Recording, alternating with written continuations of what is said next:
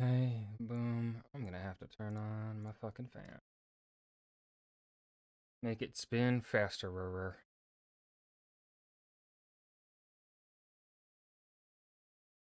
My god, it's not spinning fast enough, bruv.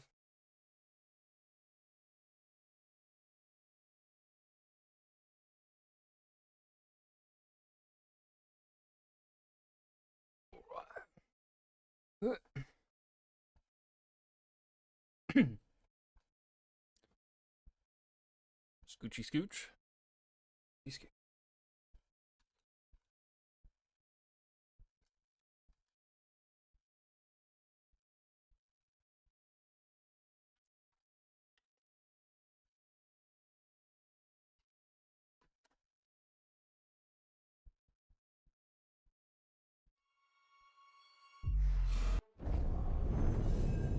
Do.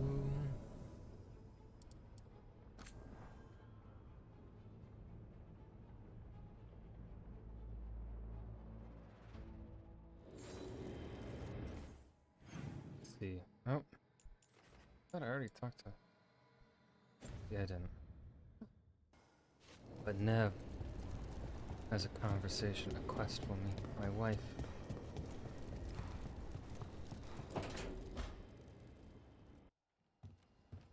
With all my regards, but I don't want them to think me homesick. Hi, Emmerich. Rook, hello. Just composing Hi, a few Manfred. letters. The other Watchers have been most interested in our adventures. So, I've heard people call necromancers mortalitasi. What's the difference between them and the Mornwatch? Oh, all Navaran necromancers are mortalitasi. The Watchers are a special order within them. Very fancy. We've certain privileges and attendant responsibilities. What's the Mornwatch do? Our first duty is safekeeping the Grand Necropolis and preparing the funerary dead. Another is stopping misuse of dark magic and necromancy. Must keep you busy. Not often, but on occasion. What's the Grand Necropolis like? Its majesty has stilled the tongues of kings and queens. It's a haven for spirits and the dead, a vast well of history, the duty and shelter of every Watcher. We who serve it are pledged to an eternal vigil. What do Watchers, watch for? There are stranger and more dangerous things than spirits in the Fade, Rook. The Watchers stand against them when their shadows rise. Anything lately? A few portents I cannot put down solely to the chaos of the elven gods, but nothing definitive. Perhaps only shivers in the void. I couldn't help overhearing the word homesick. Oh, I'm fine. Completely absorbed in our venture. But if I were home, I'd be preparing for new students or requests to speak to the dead. Can people just ask you to show up for some corpse whispering? Oh, nothing official. There are very few of us, but we help here and there. Questioning a victim of murder, clearing up disputed wills, and sometimes fetching back last words from a loved one. Oh, that would be so, like, comforting isn't the right word. Closure. That would give you so much closure. You can get anything out of the dead and they just let you leave Navara? My gift has limitations. The dead only know what they did in life. What was clear under the sun is sometimes blurred when I revive them. Makes sense. Honestly, some conversations aren't worth the trouble. Death encourages obstinacy. You didn't stop teaching just to be with us, did you? I'm long overdue for a sabbatical. Besides, do you know how many students the faculty wanted in my class next season? 10! How's one meant to tailor separate lessons for 10 pupils at a time? Honestly. Good to chat. I'll let you get back to your letter. Before you go, I wanted to thank you for your company in the Memorial Gardens. There's another ceremony I have to perform there. If you'd like to visit again. Not yet, but soon.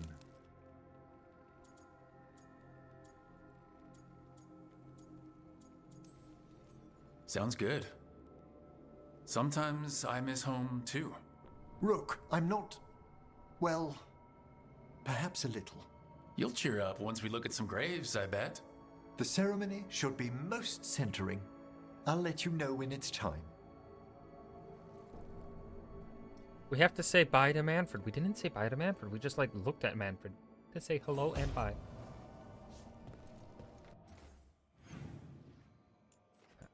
Tash has something.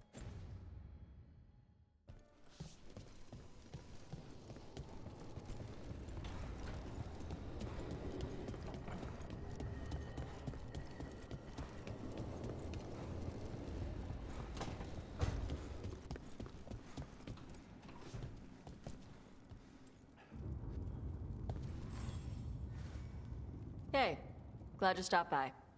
I was gonna grab drinks with the Lords of Fortune at the Hilt. Come along if you want. Get to know the Lords. Sounds good. Okay, and then next is my wife.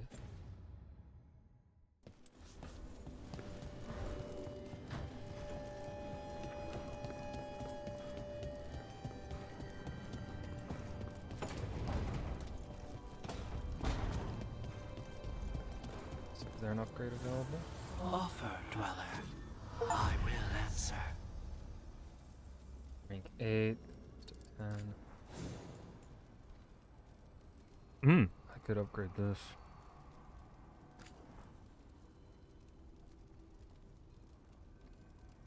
Ooh.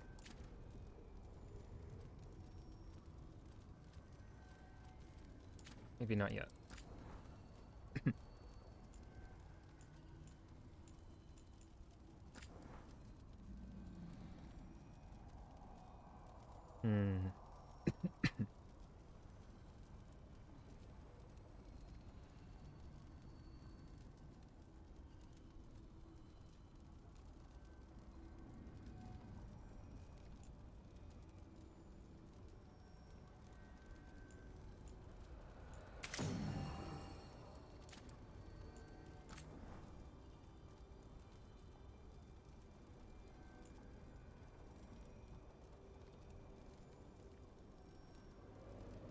Let's see.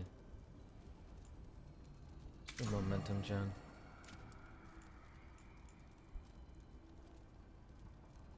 You can enchant your abilities?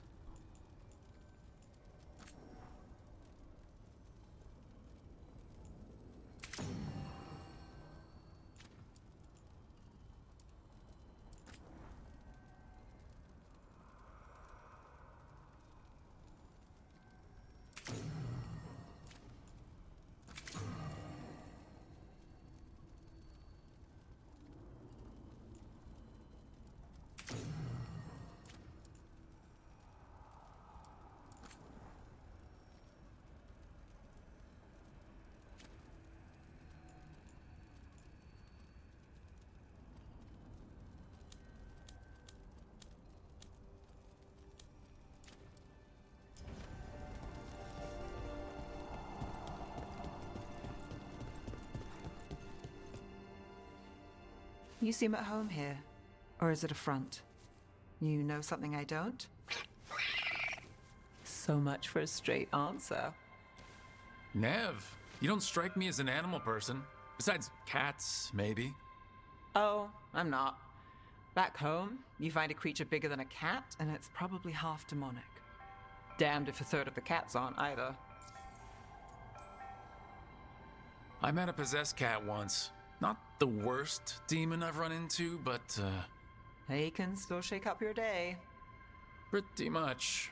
And the claws. Hassan's much friendlier and makes fewer bargains. Of all the nonsense we've run into, you're what's strange. Hassan? Really? There's been a god or two I didn't expect. But bad mages trying to make the world worse, that's not new. I had an uncle who went on about wardens and griffins. Loved the feathered things. They were always the heroes. If we're getting bedtime stories turned real, having griffins in the world again, it's not the one I'd have bet on.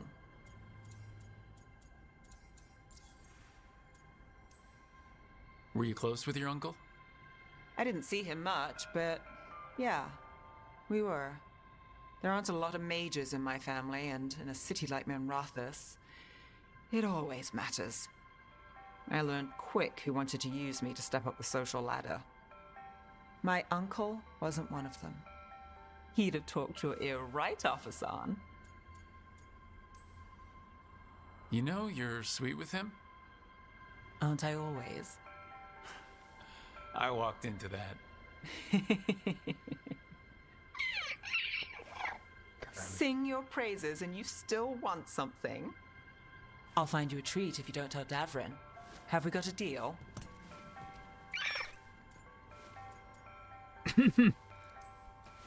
Hey Hassan, between you and me, I think I like her. A lot. God, I love this fucking griffin. Yeah.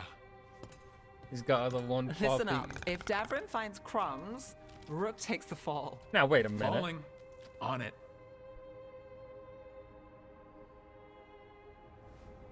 Always the fall guy. Damn. Okay.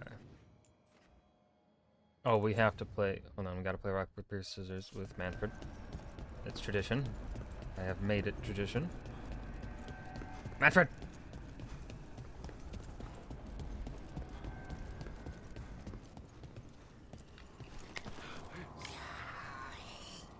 That was a tie. That was a tie, Manfred. We gotta go again. Yeah! Suck it. Okay.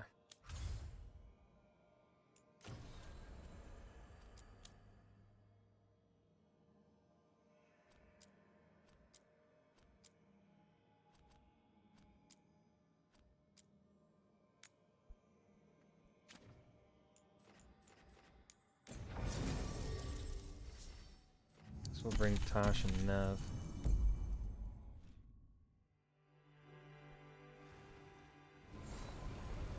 Bird.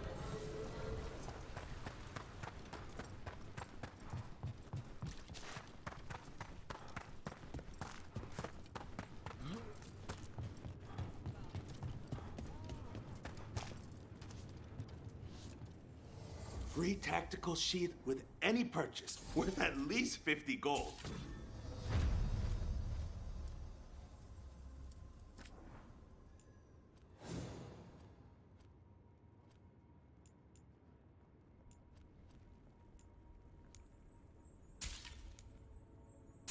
Ooh, that jacket looks pretty cool.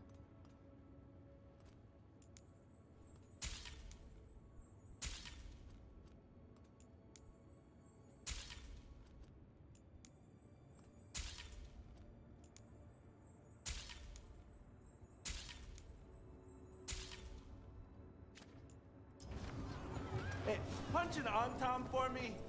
You got it. I can't remember. Were there other merchants around here? Is he the only one? Hold on.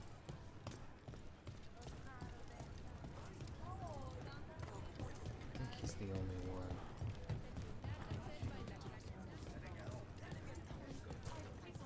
I was like, wait a minute, that's Tat. Yeah, I think. I've been thinking about my strategy. They already won the tournament or whatever. I don't need to.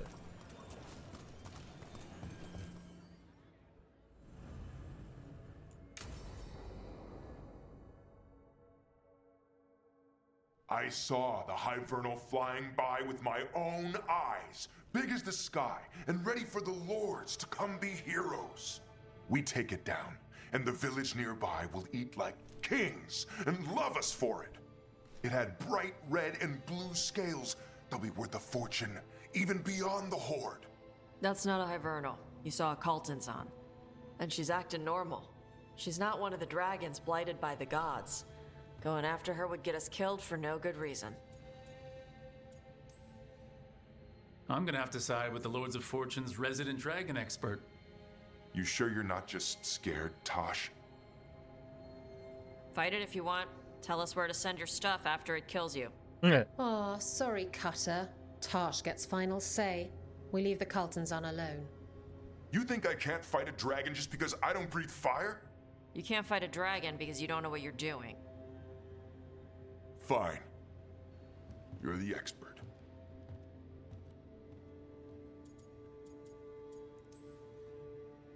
I guess Cutter's really trying to make a name for himself. Good way to get killed. There's rumors of another dragon off to the west. Heard anything, Tosh? Yeah. Not sure if it's blighted like the ones that attacked Minrathous and Treviso. But it's killing people in villages near Arlethan Forest. They need help. Well, that's glory. It's a fire breather. They always have lairs with a horde. And there's gold. Tempted yet? We might be able to spare the time for a dragon hunt. Can't wait to see what you find. Now, has Tosh told you about fighting a Gamadon storm rider in the middle of a typhoon? Isabella, time I to am catch 'em. looking so Oh, respectfully. it was glorious, Rook. I read the note on it, I think. Well, at least that's how she got her, messed up horn. Oh well, the gem horn. Is it marked on the map? No, it's not.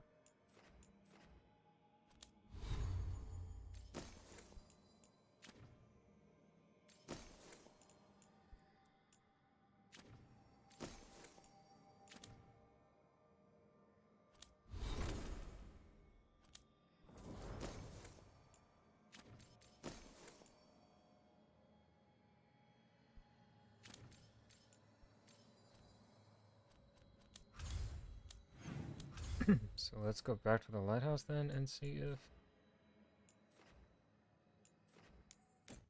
Tash has dialogue for that, for Arlathon, or if that's gonna be a after thing. No, Davern has a quest though.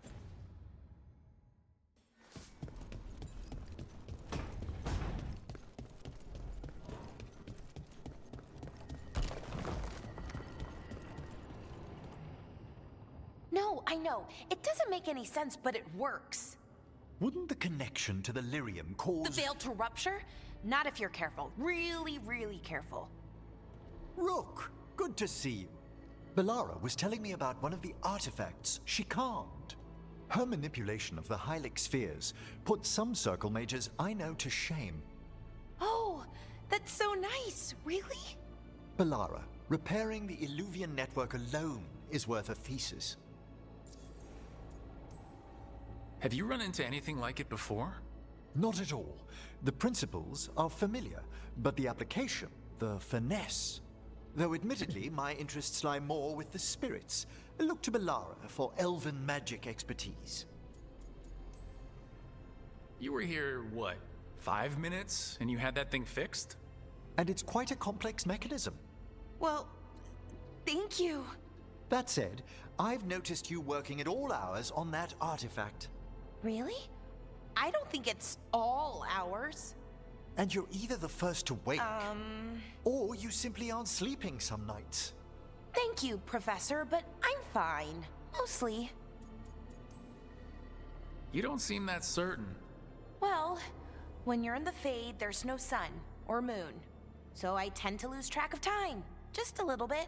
So, you sleep more regularly outside the Fade? Well, sometimes. Maybe. But we're in Solus's old home. There's so much to learn. And we've time to learn it.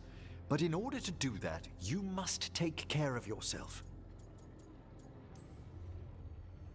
Not that Solus should be any kind of example, but even he slept. You can too. Actually, I'm not too sure about that. Sometimes I can't. Fall asleep, I mean.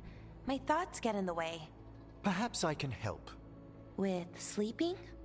Yes, I can teach you some breathing exercises, the ones we show initiates. Oh, that's very nice. Thank you. Of course. We must look out for one another. And thank you too, Rook. Anytime. Okay, I am going to relax right away. But first, I had another question. I thought you might.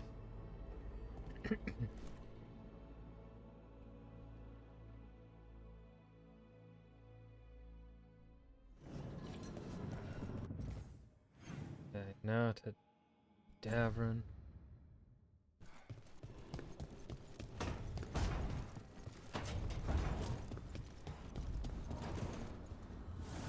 The Shadow Dragons were nice. May and the rest. We have our moments. They talked about gender stuff, and I didn't get all of it, but it helped.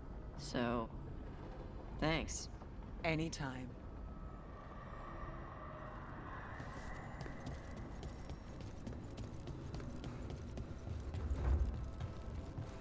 Davrin!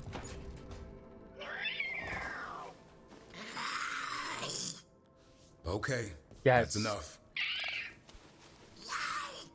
Quiet now.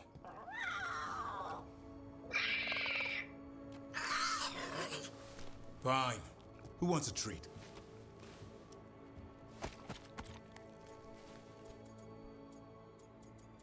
I do. Me. I want one. Well, I don't have any. Why'd you get my hopes up? A little white lie to quell the riot. Are you sure it's little to them? Yeah, Davrin. Where's my treat? Come on, guys, give me a break. Rook?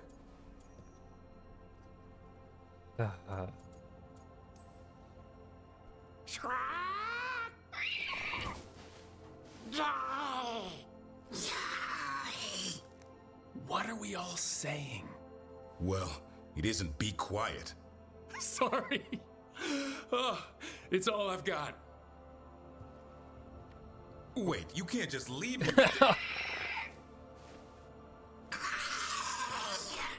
Good luck with that. Oh, that's just diabolical, Rook.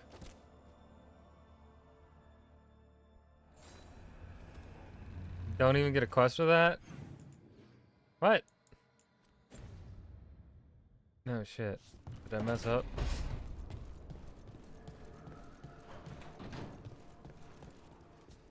I'm sorry, Dav. I'm so sorry.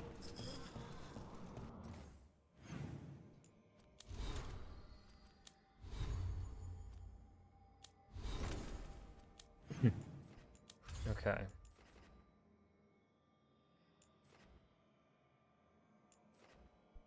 Nowhere to go but Docktown.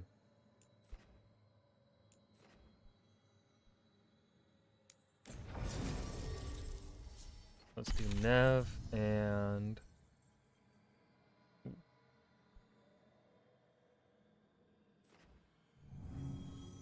I really haven't rolled with Harding in a while. I don't think I've rolled with Harding since like I got Lucanus.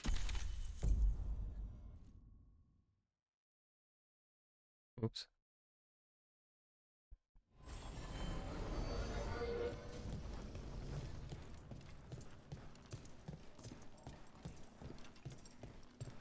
That warehouse the Venatori were in, traders used it before. I remember Ferelden Furs stored waist high 5 years back.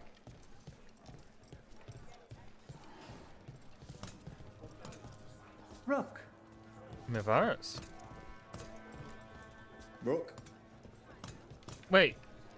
No, was Tarquin the other one that they... And Nev said was trans? Mivaris. Huh.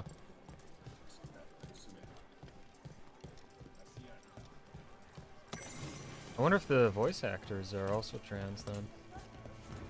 I know that's what they did for in Baldur's Gate 3. There's a trans character and they're voiced by a trans actor. Awesome. I never thanked you for helping me with the Oh first shit, warden. Dorian! It was my pleasure. He's Nothing quite like unrecognizable. needling They butchered him. authoritarian blowhards to give one such warm feelings. They butchered him. He looks so much better in Inquisition. This is a downgrade.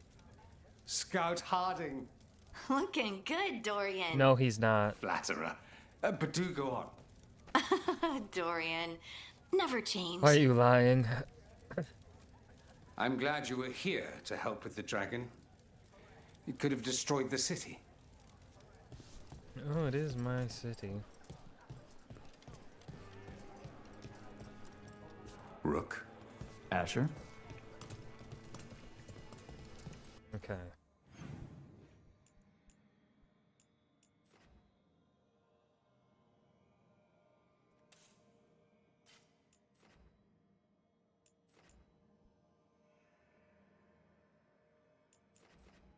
I think I can get to every single chest now, though.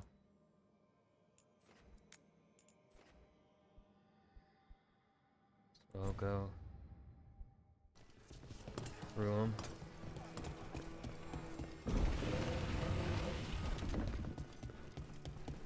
You're from Ferelden, aren't you? I am. New wares today, just for you. Oh, shucks, thanks.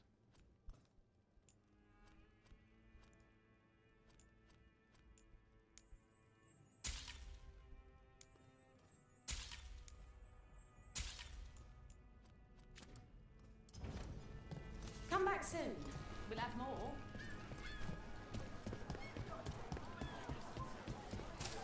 There's so much magic in Minrathous. It's almost all you see at first. But it's also just full of people trying to live their lives, like everywhere else. With a lot more excitement lately.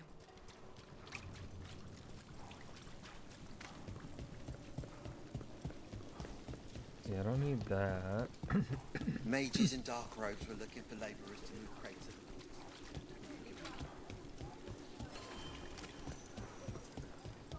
I should be able to access.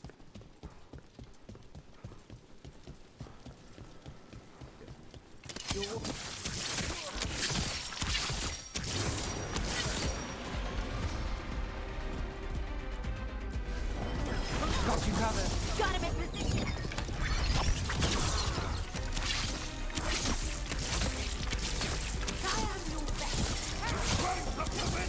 And Rook takes that.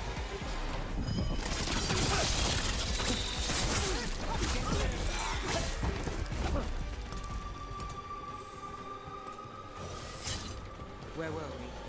Your warder contacts. Efka and Antoine? You think they'll come through? They'll try. Well, it's more than we've gotten from the first warder.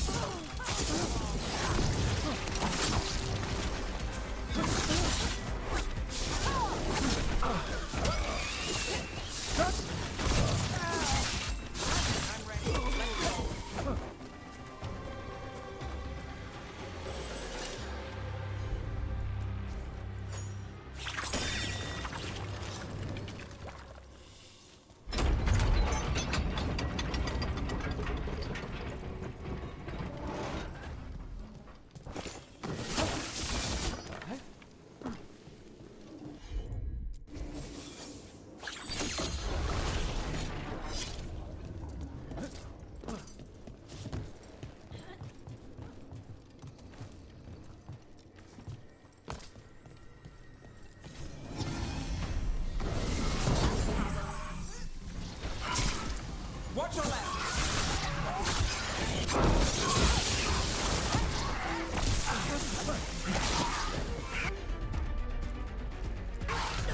Right on him.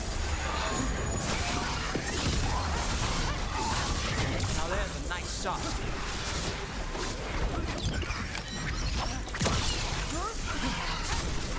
Hey, Rook, nice shot.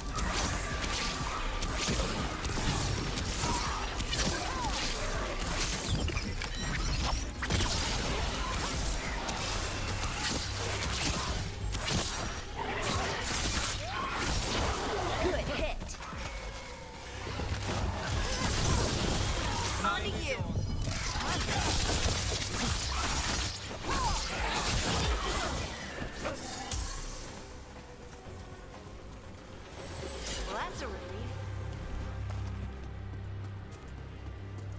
Okay. And wasn't there... There was another path. No, there was...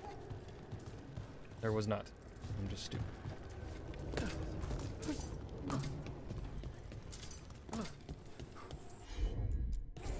Got it.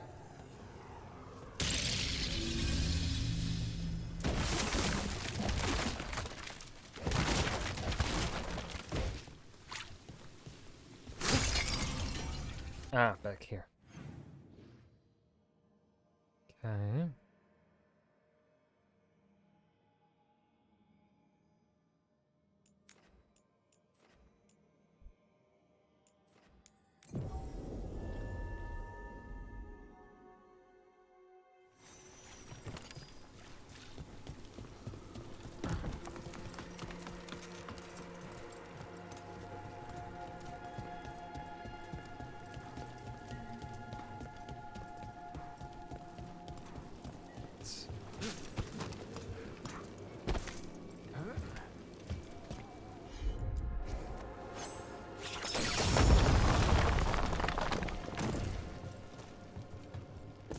Boom. Easy.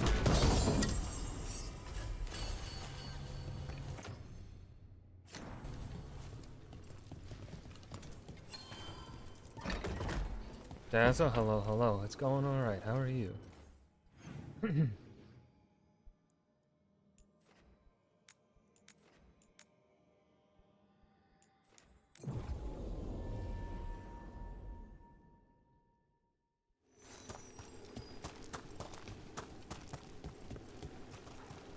No, I already been through there.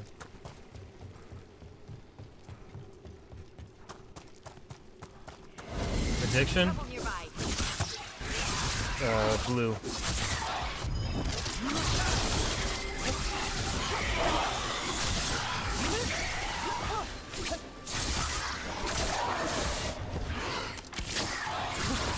call that a win.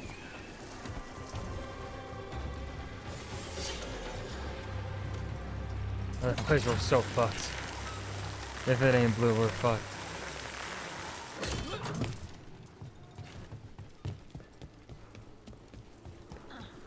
Your warden contacts, Efka and Antoine, you think they'll come through? They'll try. Well, it's more than we've gotten from the first warden. Where'd you meet them anyway? It was the Deep Roads. They were there on warden business. Varric and I were after Solus. We didn't tell them at the time, of course. But you survive a Deep Stalker attack together, and you make fast friends.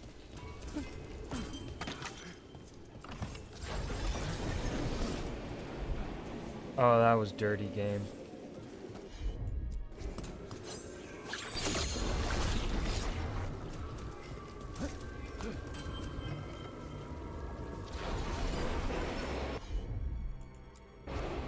You bet.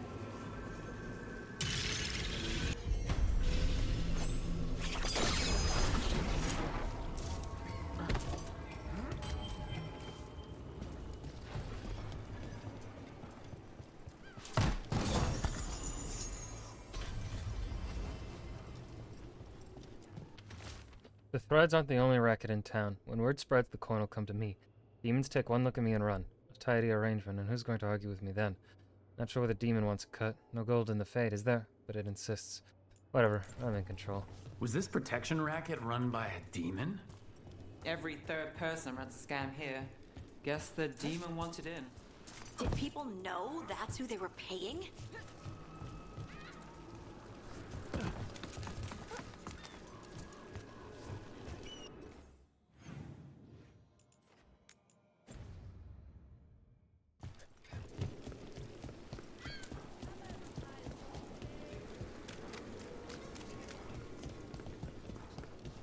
This place feels laid back compared to the Cobbled Swan. Of course, we're not here for a tense meeting. We've got something for everyone. And I'll keep the scandalous stories to myself. Up there.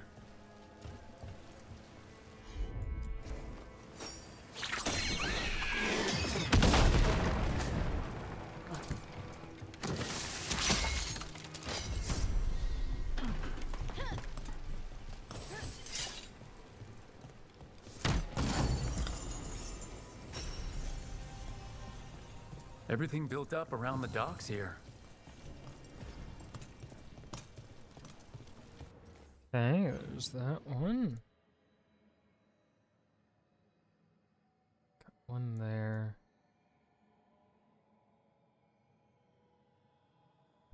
Okay, how the fuck?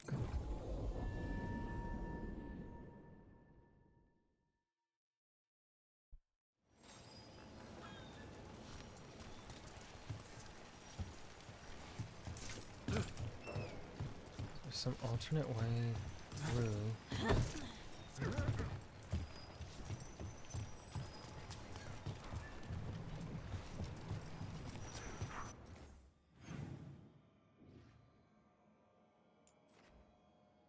Maybe actually Morgan will get me access to this.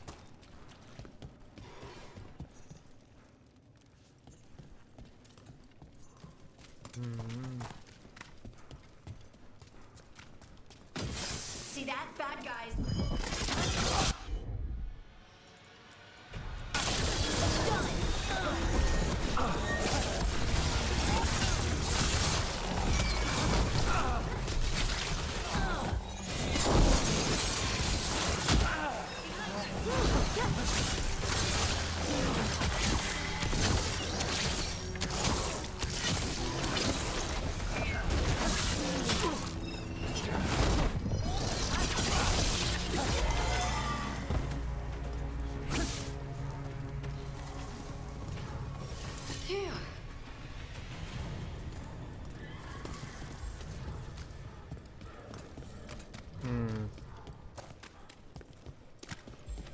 So after crossing paths in the deep roads, you kept in touch with Esther and Antoine? Yeah, we trade letters every few months. One time, Antoine sent a diagram for some kind of automatic door he was developing based on springs. Trying to when it closed, so you wouldn't get stuck. He can be a little unorthodox. Aren't we all?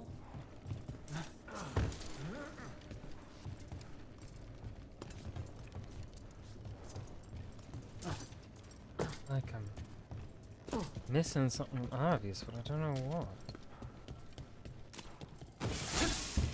That door, I can't get it.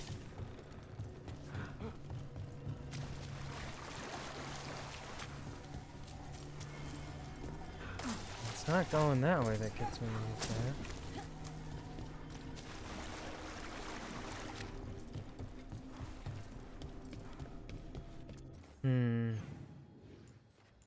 I'm looking it up. Veilguard Catacombs chest.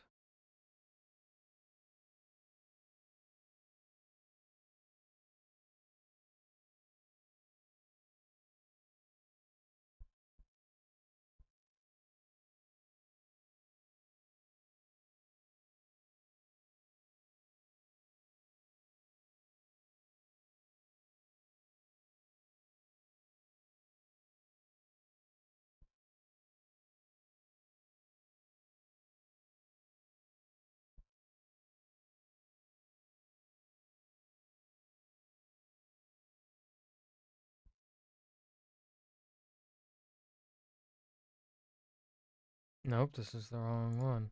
Oh.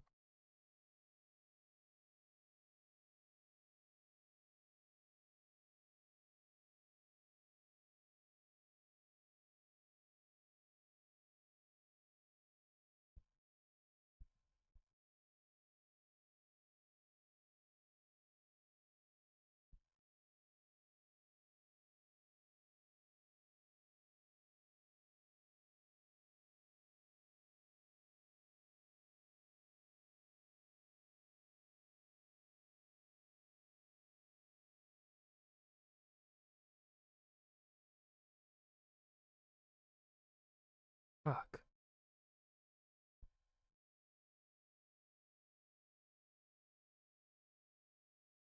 Nope, that's wrong again.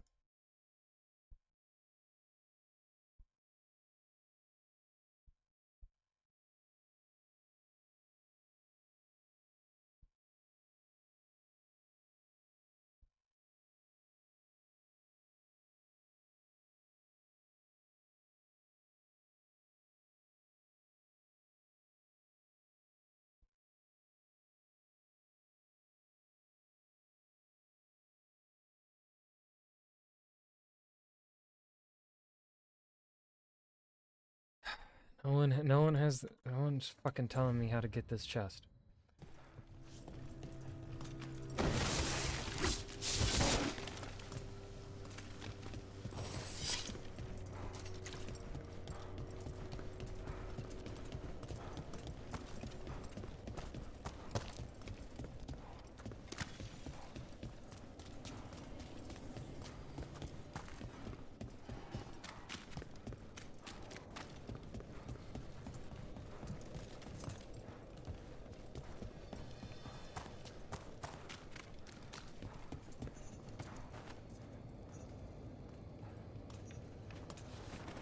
I'm gonna guess maybe a mission later.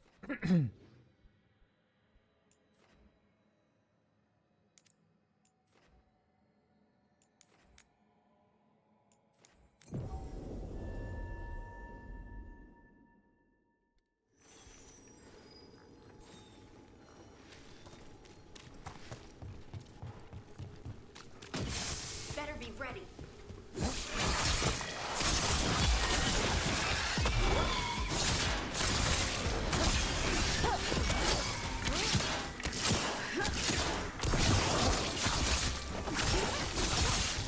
Nice moves. Thanks.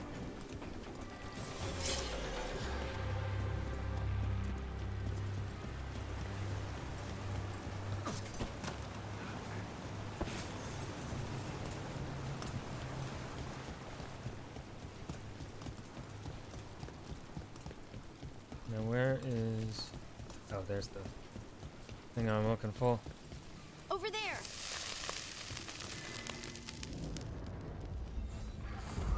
Determination is at the shape of your will.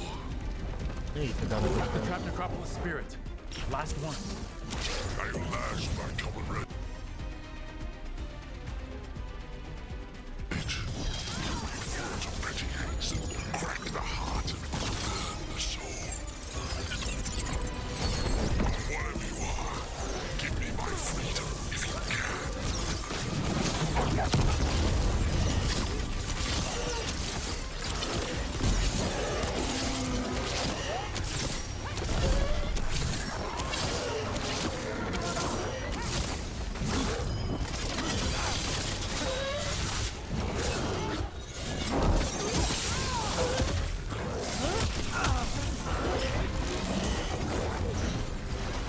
Now it's your turn. Finish it.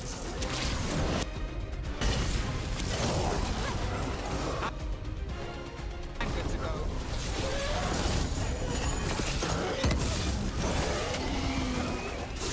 And he did.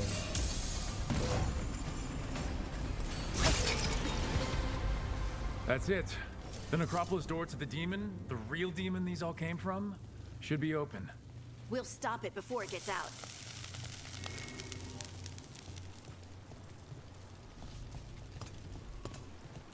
Okay, now...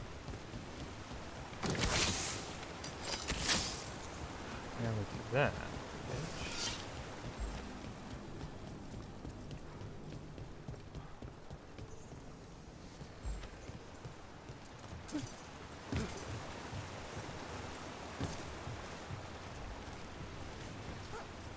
Am I able to do this?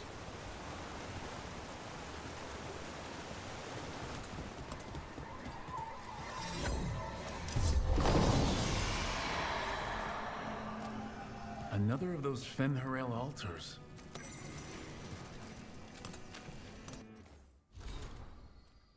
It is now winter. Lusakan's disciples continue their feud with the priests of Euthemiel over the plans. Now, instead of a shield for the city created to the god of beauty's specifications, the priests of night demand that the skybound fortress be transformed to deliver overwhelming force. Why defend against those across the sea when we may destroy them instead? And beauty's devotees, gentle souls oft chosen for their wit and creativity, quailed before Lusakan's might and gave ground. Thus we builders find ourselves scouring the depths of the ancient catacombs in search of lost elven magic to satisfy the demands of night. Have mercy, will this enterprise never end?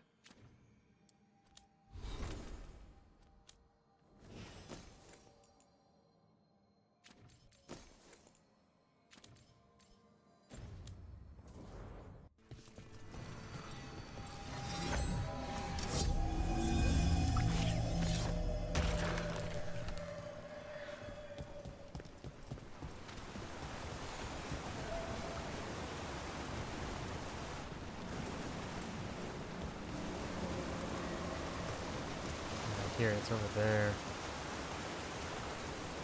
But I'm not seeing. Guessing we'll get what we need to cross deeper.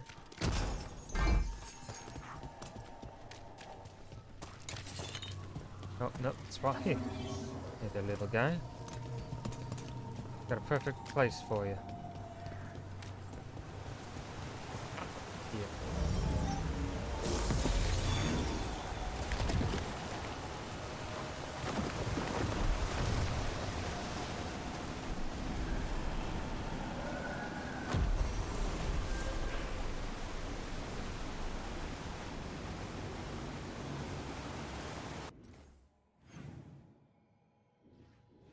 That it for down here. Guess so.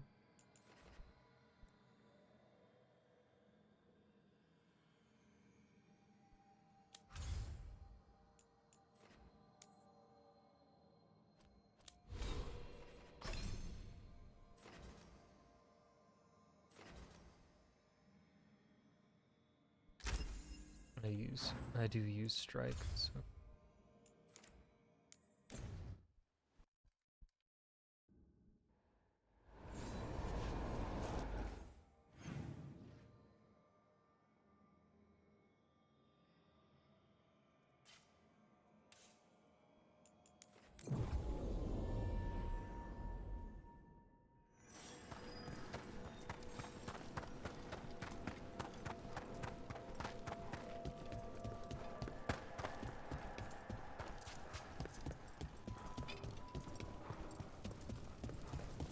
Now, right, demon bitch, going down.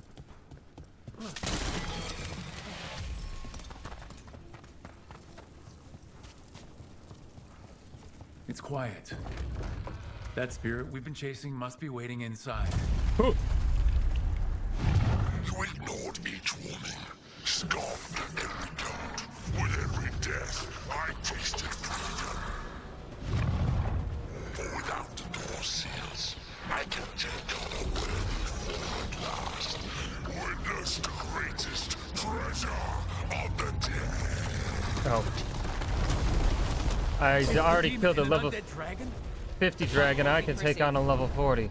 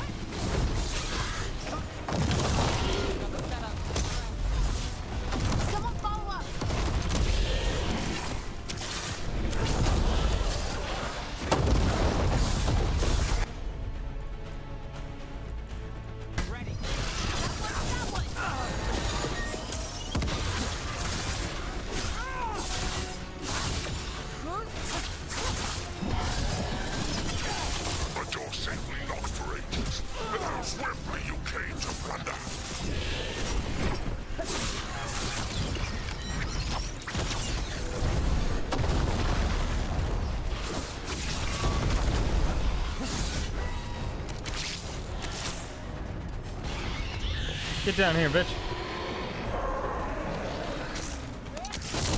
Ah! Okay, maybe I'm the bitch.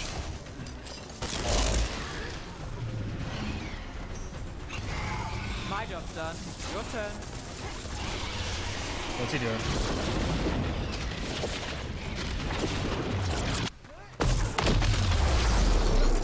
Got him in position.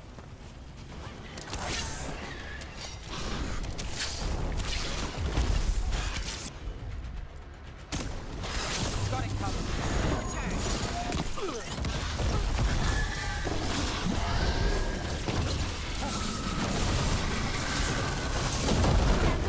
Quickly.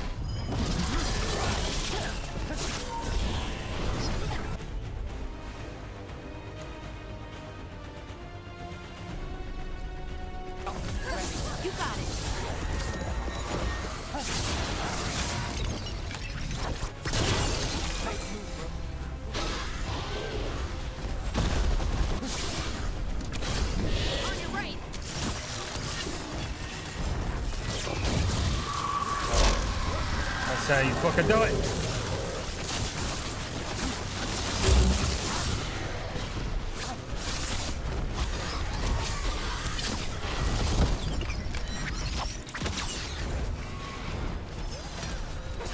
Finish it.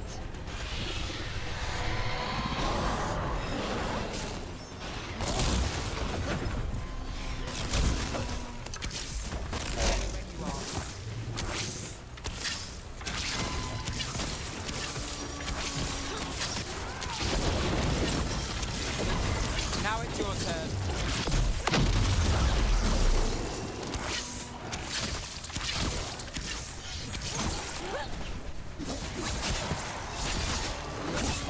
Well, look at that.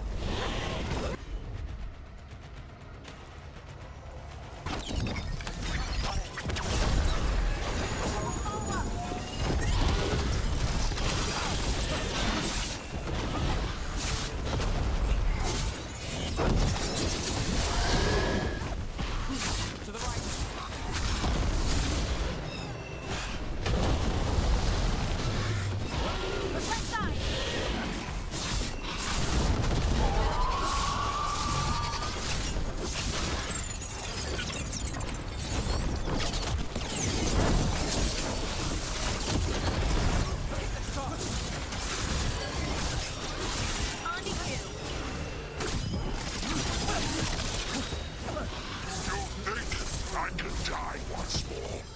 I will not give up this ball. Race incoming.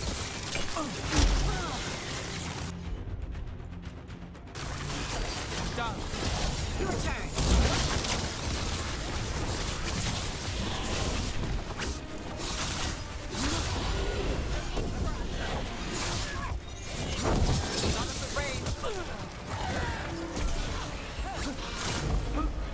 Got company to the left. On your left. Fuck. Fuck. Fuck. Where am I?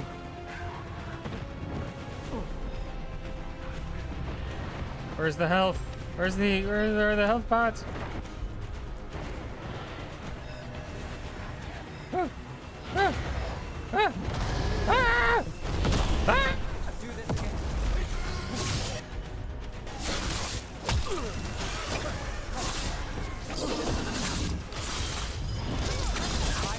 Got him in position.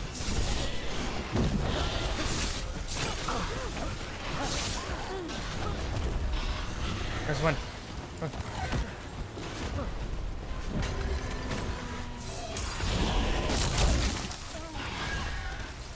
Under fire. Watch it. They're hitting us from afar.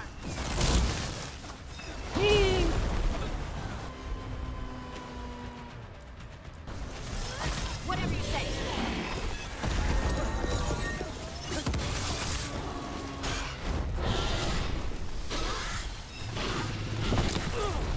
You. Shooting for us.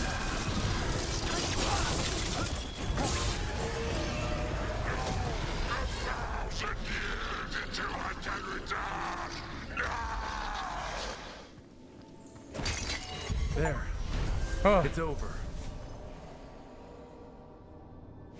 he was a tough one. We won.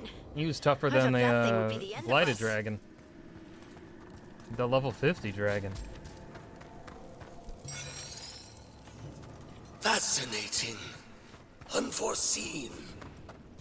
Who are you? Must not reveal. Must not alarm. Soon, though. Very soon. Suspicious. I'm sick of these rumors of malign spirits. The dragon slain by Lady Townhausen will be taken to the taxidermy theater in the Shrouded Halls. What entity has the skill to crack our wards and our mind to possess a high dragon's corpse? Besides, if we don't begin now, the job will take twice as long. Let's hope the good lady bled her catch.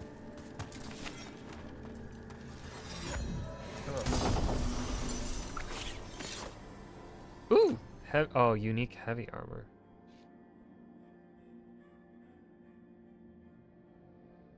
Yeah. That's useless to me. I'm a rogue. I don't wear heavy armor. Heavy armor is disgusting. Ew, stinky.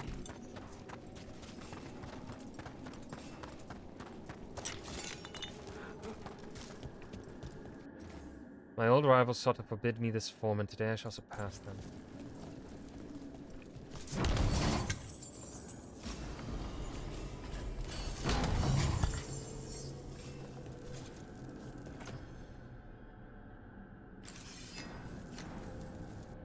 No, wait, we just gotta...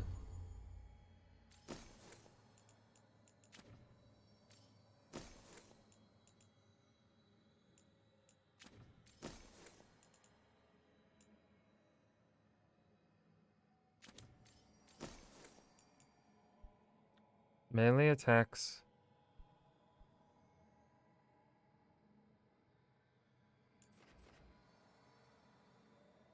Ooh. Yeah, that's so much better. I like that.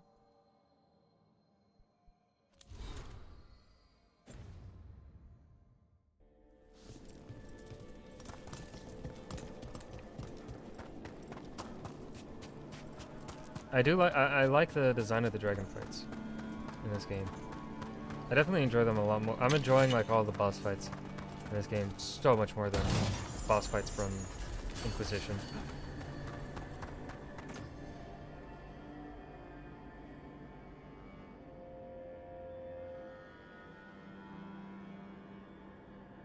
Oh, have I not been wearing...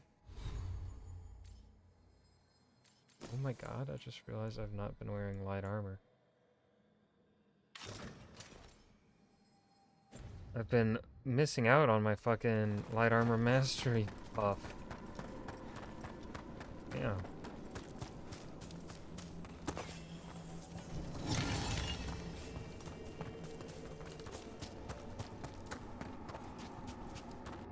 Oh, that's this area, which just leaves, I think, an area we have yet to explore. I'm guessing that'll be shown to us with a friend.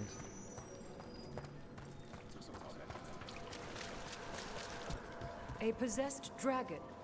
We must find why its body was entombed here. Audric will assist. Of course. Let us consult our librarian friend tonight. You have defeated a dragon. It was a corpse, possessed by the spirit behind that sealed door. Deepest thanks. It would have ravaged the city without your intervention. We understand you have reunited the remains of one of the deceased. A wisp was scattering some bones. It is their nature to indulge. As in most cases, they can be taught.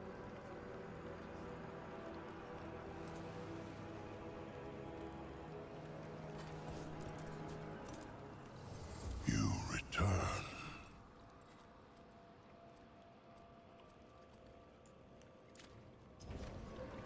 The dead keep. Okay. World.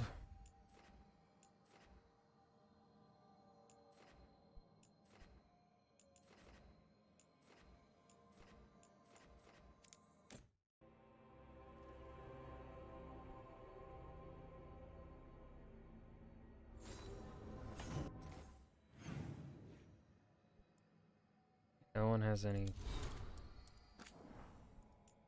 Is that? May your eyes rot, may your heart burst, may you live 1,000 years, for I might kill you when I am let out into your world again. And now on that day I shall be formless no longer. Damn, you think he's salty? Oh shit, we got an ad break. So while the ad break goes, I'm gonna go piss then. BRB.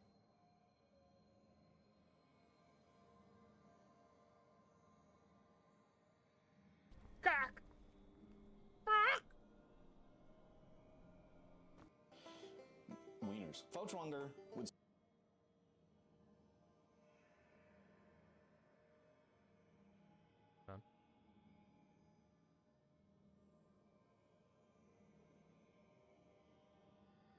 This is the face of a man that just said wieners.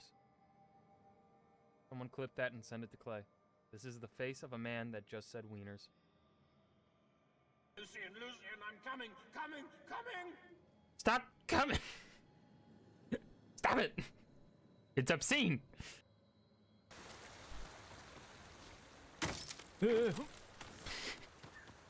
That was stupid of me. You want me to go down? Bird.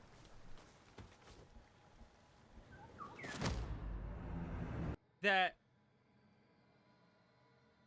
you when you when you know when you I assumed you'd already finished streaming. As you can see, I can't.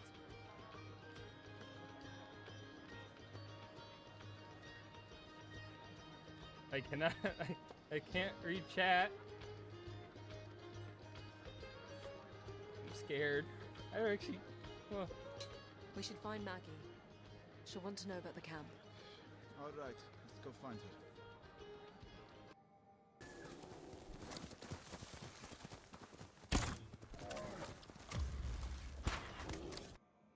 her. Alright.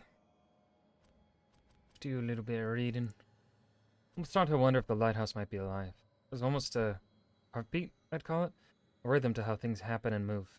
I asked the professor about it, and he told me about something called a genius loci. The spirit of place. Spirits are attracted to emotion, right? And a place that has a lot of emotion tied up with it, that's going to attract an especially strong spirit. And there's a feeling like something's watching us, but not in a bad way. More comforting than anything, and that's nice. I want to see if I can speak to it. I'm sure I'd do that. I'm gonna ask the professor about it. Okay. Now let's go back to Docktown.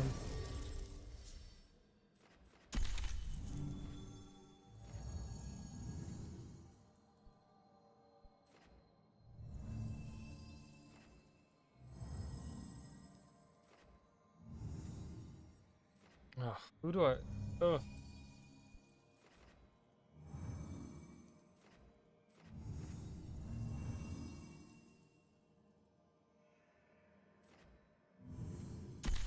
You know, let's keep rocking with Harding. It's been a while since I've shown her some love.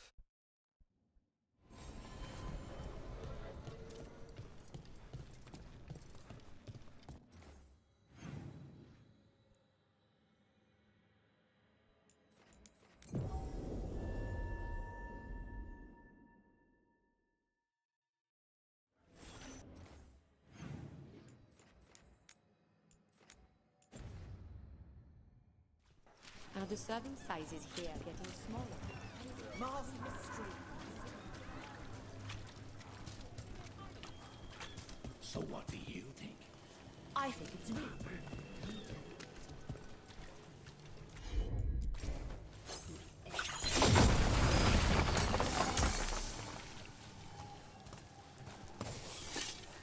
So, how well do you know the Viper? Because I've heard things. Oh? What things? Like, no one really knows who he is. Is that right? That maybe he used to be a slave and now fights slavers? That would make sense. Or that he's the Archon or a Magister in disguise. Decent theory. You know, don't you? You know! What makes you say that? You totally know.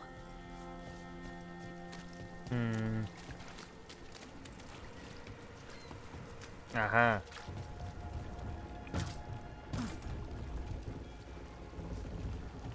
No, not aha.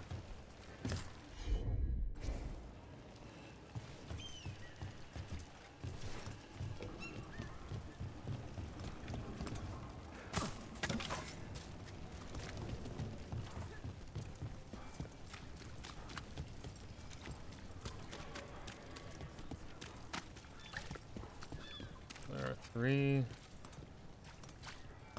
What was the...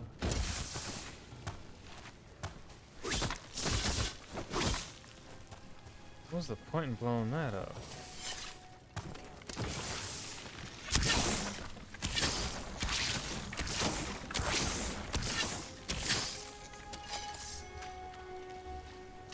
Didn't do anything for me.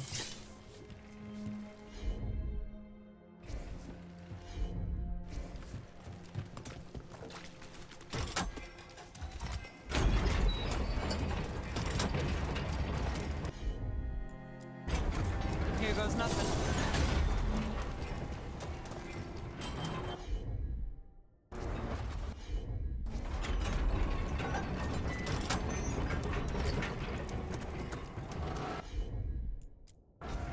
You got it. Ah. You were talking about this place. It went under. No surprise. The only thing on the menu was sausage sauced with nut butter stuffed into a bun. The buns were all right, I suppose.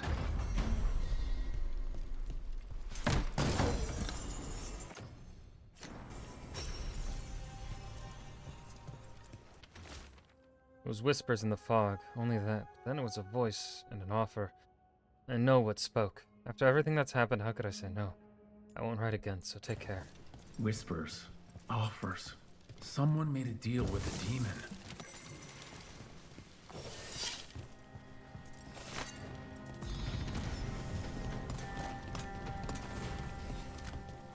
Neat.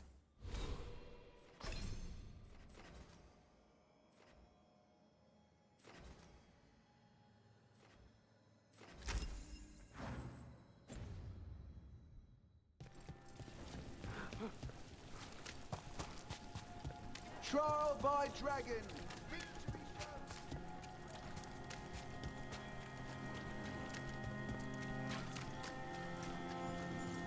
And now, what's happening to this city?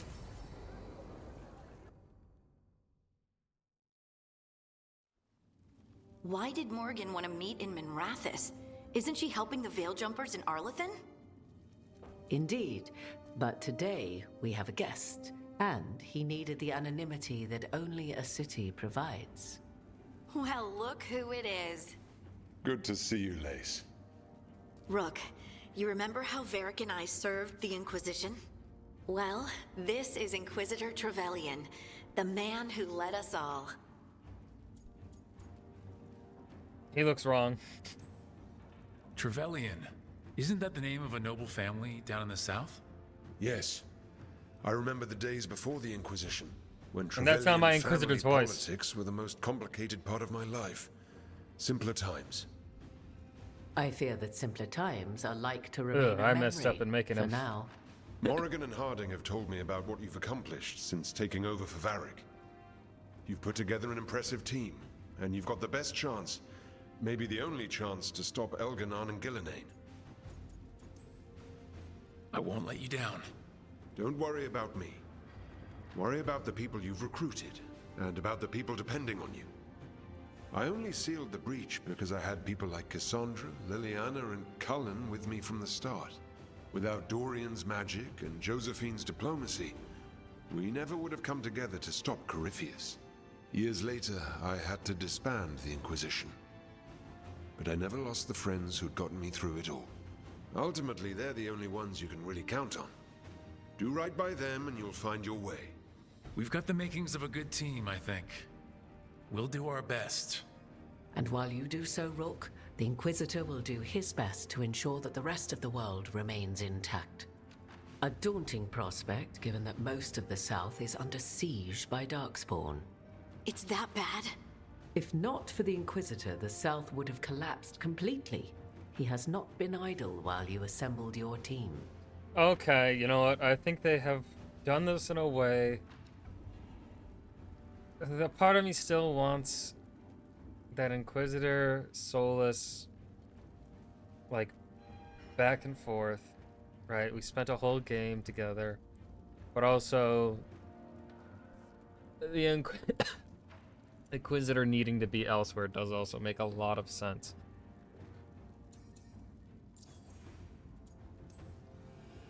I thought the gods were mostly active up here. It's really that bad in the south? Elganon and Gillenane have indeed restricted their activities to the north. But the forces they deployed to the south, the strange new Darkspawn, have spread fear and corruption greater than any blight in history. Darkspawn have cut through the center of Orlais. Valroyo and Halam Shiral are barely holding out. Ferelden would have fallen already if not for help from Orzammar. With Denerim lost, the Fereldans are holding the line at Redcliffe. The Free Marches have the worst of it. Acting Viscount Aveline Valen led the evacuation of Kirkwall. She's taking her people and what's left of her army to help Prince Vale keep Starkhaven. Maker, we didn't know. My ma... Don't worry. I called in a favor with the Divine. Your mother's safe with some old friends. Thank you. The Inquisition might be gone, but my name still carries some weight. I've used it to get people working together where they can. Again, the South is my problem, not yours, Rook. You stop the gods, and I'll make sure the rest of Thedas doesn't fall to the Blight. If the South is in such turmoil, why come up here just to talk? And how did you get here so fast? Did you think you were the only one to unlock the secrets of the Illuvians? Morgan helped the Inquisition use the Illuvians to travel. While I lack the Dreadwolf At the end of the game, not for majority of our existence, to be where I might do the most good. The Inquisitor asked to meet you, and I thought it might help you to meet him. I've been having trouble getting people in authority to listen to us. If you help with some of your political strength... My political strength? Tevinter hates me. The Venatori helped make sure of that. And while I have a few friends in the Wardens, their leadership hasn't much cared for me since we clashed at Adamant Fortress. The Inquisitor did not come all this way to leave you with empty words, however. He brought something no one else could. A wolf statuette. We've found others like it in the crossroads.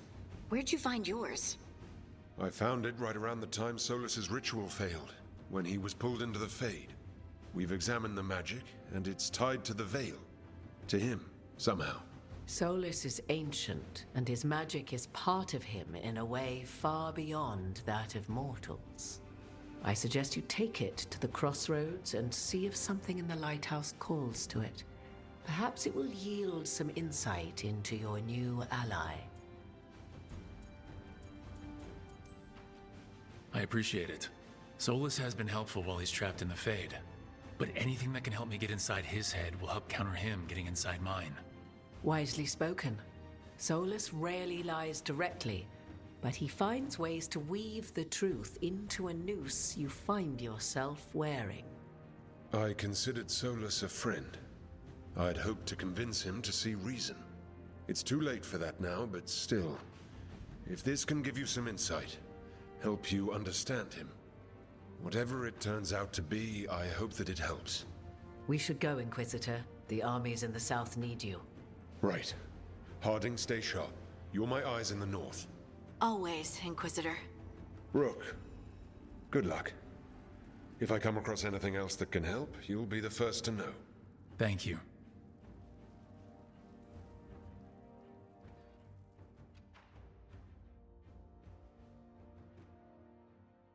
Nice meeting my Inquisitor. If only I could have gotten him more accurately to what I had made in Inquisition. Head back to the lighthouse for a bit.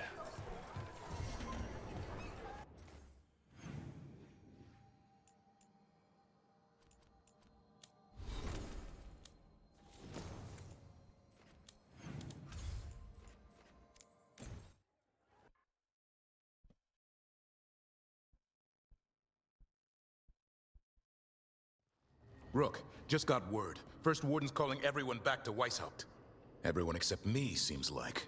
Guess the First Warden didn't like me joining your team. Calling Wardens back from all over Thedas is a big step. Did he give any reason why? Not exactly, but I've heard rumors of a massive Darkspawn horde on the move. Even hearing there's an Archdemon with them. We need to warn the Wardens. Let them know what's coming. Agreed. Rook, if the gods have an Archdemon, Warden lore says Archdemons only show up during a blight. Doesn't say anything about elven gods. Seems like the rules have changed, and we're going in blind. We need to know what we're up against. I'll talk to Solus. See if he knows anything about any of this. Make sure the others are ready to move. Oh boy.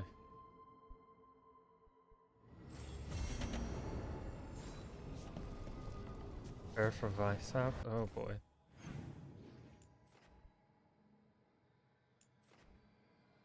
Harding wants to talk. Fuck.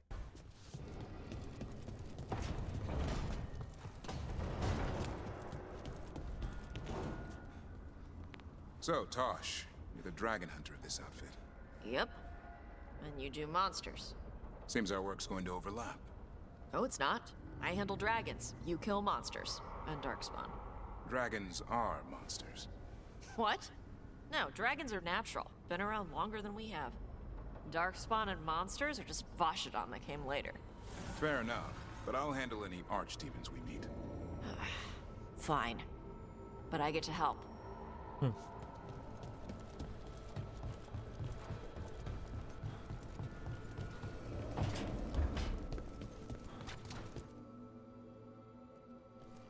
Any luck tracking down your mystery friend? The Shaper didn't like me asking about Shaper Valta. Or harassing people with talk of dwarven magic. Damn, that's a disappointment. Well, I'm not gonna find my answers in Orzammar. My contacts had no idea what I was talking about. So what now? I was thinking, the voice said look to those closest to the stone. What if she never meant Orzammar? Huh? There is another great tide, the original capital of the dwarves, Kal Shirak. It was lost during the First Blight, and its people survived in isolation for hundreds of years. They re-emerged, some 20 years ago? And you think they're closer to the stone? Orzammar can't help. What have I got to lose?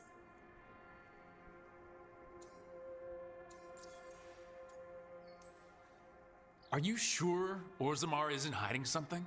Pressing them for information would be tricky. I could anger someone important. If Kal Shirak doesn't turn out, I can go back to poking at Orzammar. But not before then.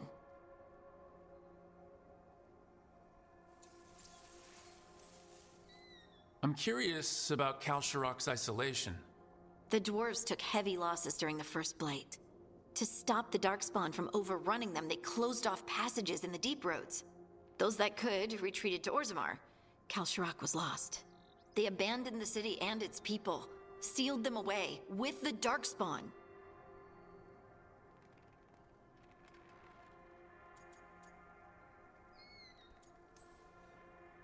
There must have been another way. What they did was monstrous. Can you imagine being trapped, knowing death was coming? Ugh, but they didn't die. The rumors... That the dwarves of Kal Shirak had to change to survive? No one's really sure what that means exactly. When we find them, you can ask.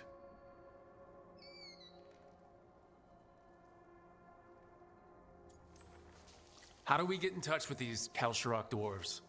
Already working on it. You don't spend 10 years in the Inquisition without making contacts. I should have a meeting set up by the time we're ready to leave.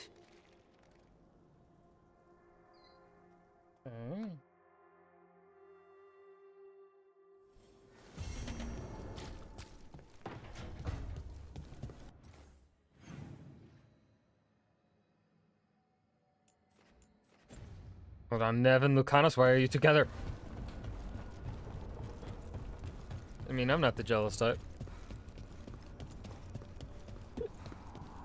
But, Lucanus, seriously? Back the fuck off. You're a hot demon. We should get fish next time we're in Minrathous. Oh, you two aren't? Okay. I mean, not the jealous type, not paranoid. You know, we have more comfortable rooms and basically infinite space, so why, Why does the trained assassin prefer a quiet, unassuming spot with good choke points? Guess you just answered that question. Besides, I'm closer to the coffee. Yeah, but it's also, I don't know, kind of comfy in a way.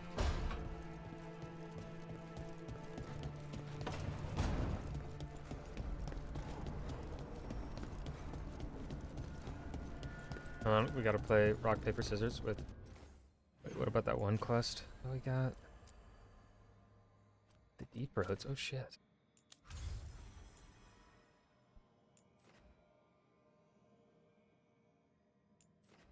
Oh my goodness.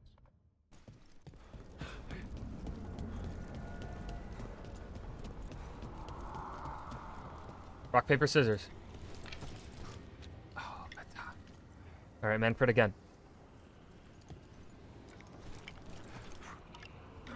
Damn it.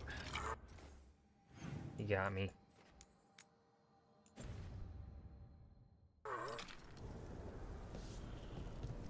Good game, Manfred. Good game.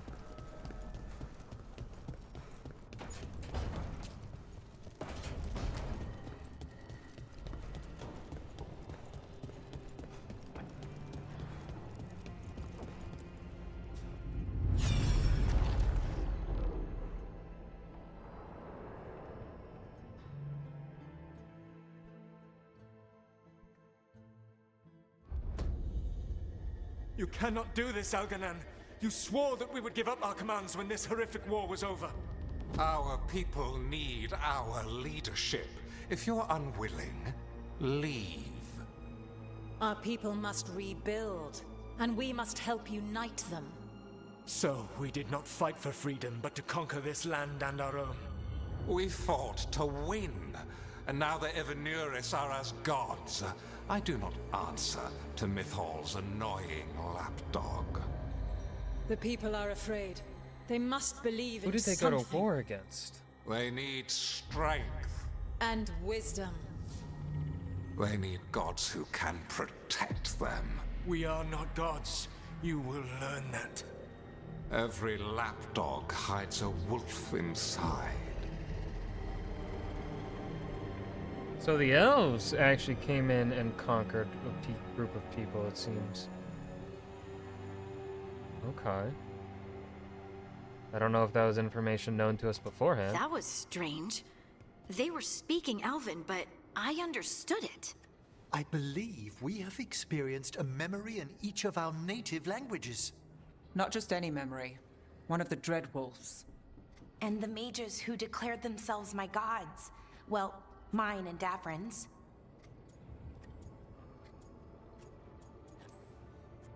Anyone see anything in that memory we can use? Elgranon was hungry for power. Did anything he could to get it, and to hold on to it. Then Solus, furious at Elganon's installing himself as a despot, started his rebellion. There's another moving part in this. Mythal. She was keeping the peace. Mythal and Solus were close. The Inquisition found a temple to Mythal, and there were wolf statues everywhere. Then she sides with Elgranon over him. A betrayal. I think I get where Mythal is coming from. Really? You've just finished some big war. Everyone is exhausted, and now Elgranon won't give up power. If Mythal sided with Solus, would Elgranon have backed down? Not a chance. It would have led to another war. Mythal tried to keep the peace. And Solus must see that, but still can't accept that she chose peaceful politics over his ideals. Perhaps these murals aren't simply memories. They're what Solus wishes to forget. His regrets. That means they're a way to learn his weak points. Why are we worried about Solus? He's trapped. Right. But the Dreadwolf was the god of trickery. He's looking for a way out. Bet on it. Bet on it. Meanwhile, keep your eyes open in the crossroads. If there's a way to restore the rest of these murals, Solus would have kept it in his hideaway. It'd be nice to get inside his head for a change. Oh shit, okay.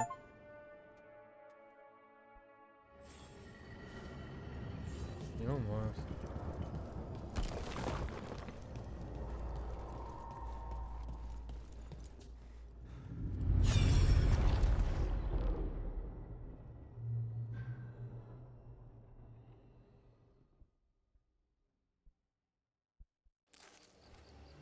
I was not certain you would come.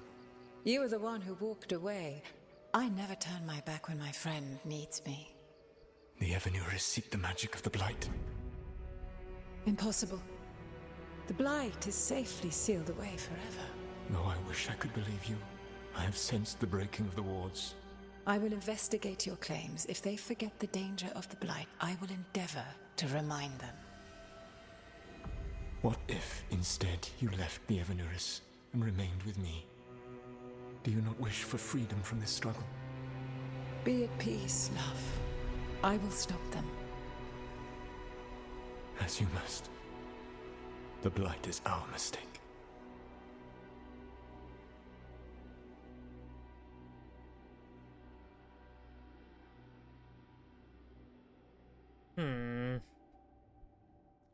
Did Mythal call Solus love in that memory? That's what it sounded like. So they were doing it. The elven gods were free with their God emotions. damn it, Tosh. They felt things deeply. The way they express things, well, it feels romantic to us, but that wasn't really how it was. Back then, I mean. Nah, they were doing it. I agree with Tosh. They were 100% doing it. Oh, they were absolutely doing it. Being with someone That you're delivery rebelling was perfect. against doesn't sound like Solus. He also met her in secret and talked about how they could run off Actually, no, it sounds exactly It like sounded Solus. so You romance him tragic in and romantic. position. Oh, wait. Never mind. That does sound like him. Yep. So the Dreadwolf goes to Mythal. They might be fighting, but they have history. And he warns her about the other god using the Blight. That's more important than his rebellion. It's like kingdoms coming together when an archdemon rises. Mythal didn't think it was possible. She said the Blight was sealed away. There's an old legend about it. Davrin, the one with Andrul's armor. Not sure it matters. We are deep in elven lore already.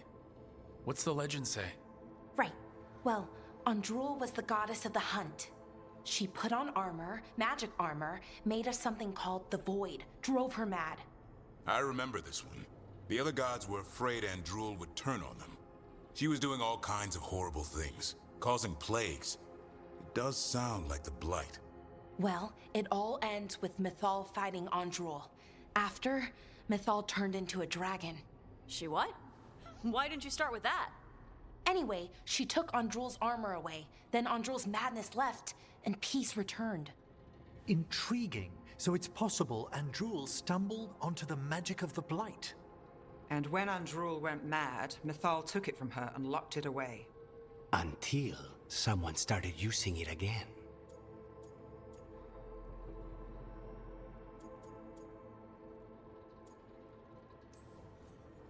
The Blight's one of the only things that really scares Solus. He came to Mythal afraid. And she took it seriously, too. So Mythal goes off to investigate what Solus says. Then, what? It's too clean. Seems plenty messy with them doing it. But this isn't just a memory. It's something Solus wanted to hide. What's the crime? What did we see here that he feels guilty about? I think I might know. When the Inquisitor was saving the world from the breach, he met Mythal. What? Like in a dream? It was complicated. She helped the Inquisition. There was a magic pond and a dragon. Nice. The point is, she also said the other elven gods betrayed her, killed her. Okay, sorry. Point of order. If they killed Mythal, how was she still around to help the Inquisition? Elven god magic? She'd spent centuries gathering strength and sharing people's bodies, I think. If it was a truly benign possession, that speaks to her character. Solus goes to Mythal, the one semi-reasonable elven god, for help, and the other gods kill her for it. I imagine the Dreadwolf's rebellion heated up significantly after that. Right. And Mythal wasn't there to keep the other gods in check anymore. Well, it's not just that she died. What do you mean, Tosh?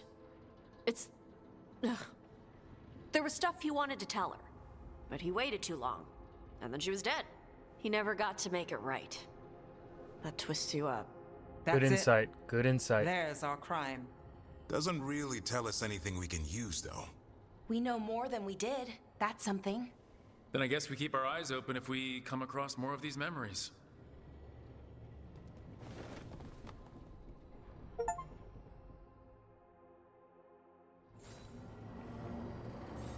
Ooh, I can do another one. Hell yeah. We'll keep doing this. This is fun. I love this. So much elven lore. Answers to things. You dare to try to cage us, jealous of our growing power? You will pay the final price for this betrayal.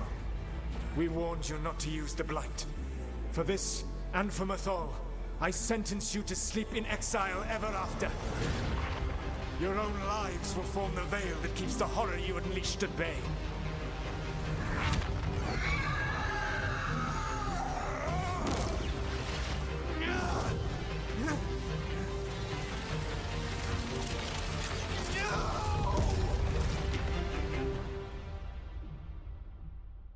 So he locked the gods away and created a veil between this world and Something the went Fade. wrong at the end. I mean, they were terrible, no question.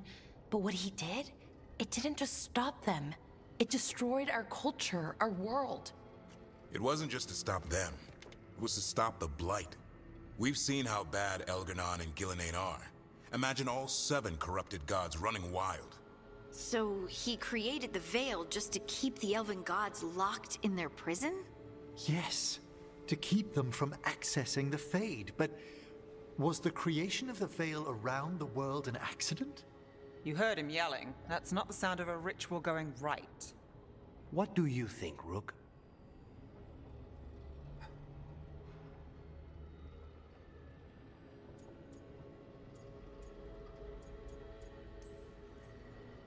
Honestly, I'm a little relieved. I've been feeling out of my depth trying to stop ancient gods. But Solus was flailing just as much as we are. I had another question, and I'm sorry, maybe this doesn't matter, but Solus trapped the blighted gods in an ancient elven building, right? That's what it looks like. Maybe a palace? Fancier than what I've seen in Arlethan, at least. And then, the Magisters were lured into the Fade. They broke in, which let the Blight escape, and turned the Golden City black. Right, and the Black City hangs in the Fade, a little reminder of their mistakes. What's wrong, Lace? It's just... the Chant of Light says that the Maker built for them the Golden City, the center of all creation. No. But if the Golden City was an ancient elven palace, then the Maker didn't build it. The elves did. The Chant of Light is Andraste's visions from the Maker, but it sounds like it's wrong. You're asking if we just disproved the entire Andrastian faith. Did we? Hold on, I might be overthinking what Harding just said. But a part of me thinks, was Andraste given a vision from one of the Avenuris locked behind the Fade then? Or did the Andrastian faith come out of Solus, and Solus was the one that created this Golden City to entrap the Avenuris?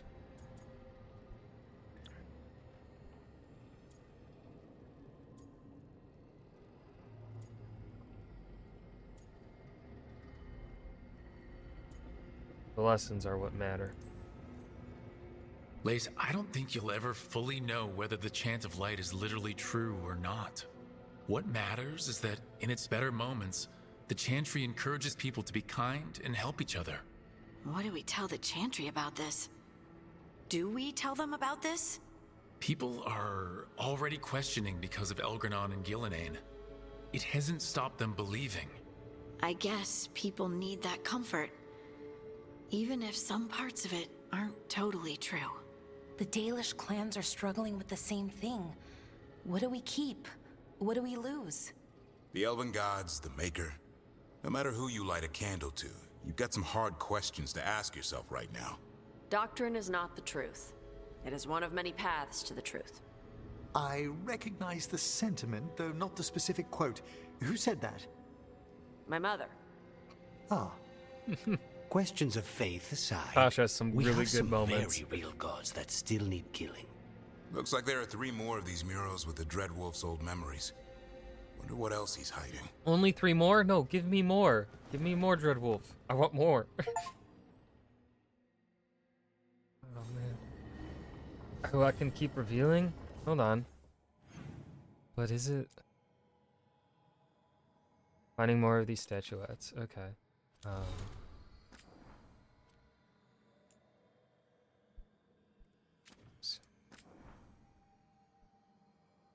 Message from the front. The fight for the South. Rook.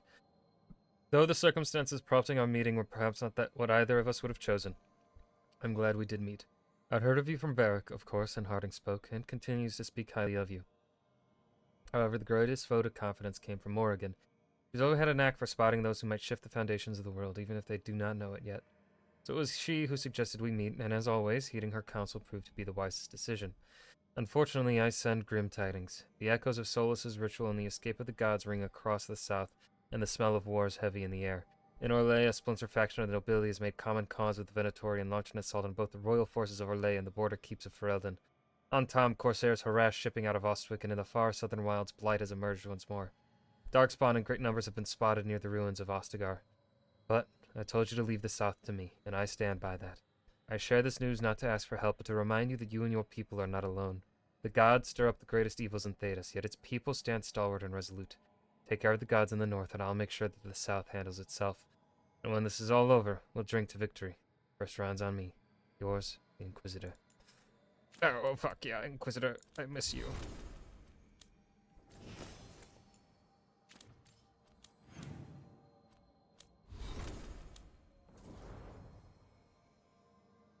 I wonder how many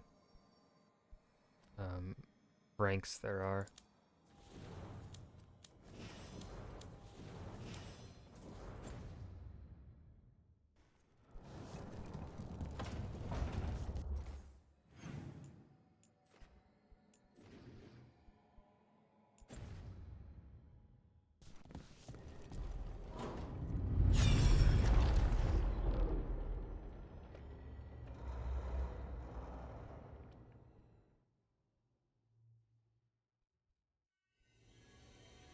You have so long observed the world. Why not consider joining it? But I have no desire to live as humans. I have the Fade. Besides, this talk of taking on a solid form. I think you underestimate the danger. When you took the glowing stone to build your body, did the earth not shake? Delirium gives us the strength we had when we were of the Fade. We are the best of physical and spirit. I need your wisdom, Solus. To withstand the louder voices who would go too far like Elganon. I need you. This is madness. You must know that. I will always follow where you go.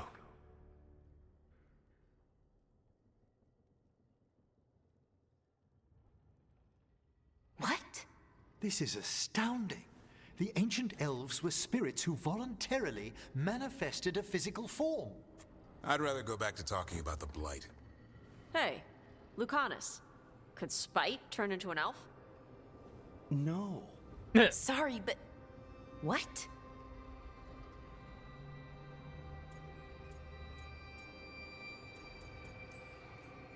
This puts all of elven history in a new light. Not to mention what we think about spirits. I mean, some magic works differently for elves. If we came from spirits, that'd explain it. The knowledge that an entire people were formed from a mass manifestation could change our entire understanding of magic.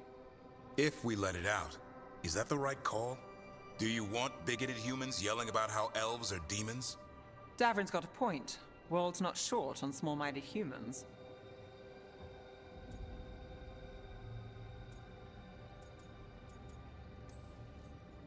If the world learned about this, and it led to attacks against elves... Elves have enough trouble as it is down in Ferelden. We have to tell someone, though. Strife and Irulan, at least. If I told Thea and Viago, they'd think I was sampling Viago's poison collection. No one will believe us. Okay. We keep this to people we trust who have good reason to know. No shouting it from the rooftops. Agreed. The Morn Watch has a great deal of experience keeping dangerous secrets. So, beyond the world-shaking stuff, what else did we learn here? Solus himself was a spirit. What kind do you think he was? Well, his name is Elven for pride. Oh, okay. There's something else. not about spirits. Makes a lot of sense. Not all about them, at least. Solus didn't want to become a person with a physical body. Right. He only agreed after Mathal begged him. Then that's his regret. He wishes he'd never taken physical form. Maybe, but not just that. Solus was scared. They built their bodies out of lyrium, and it made the ground shake.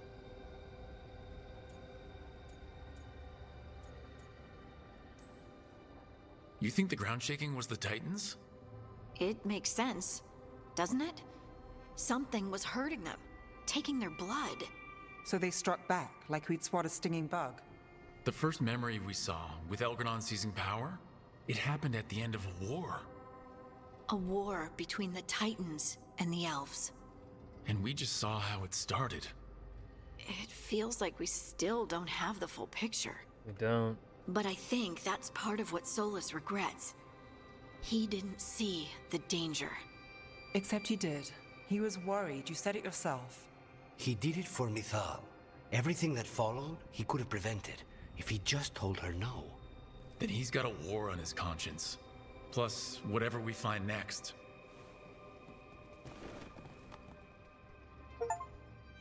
Okay.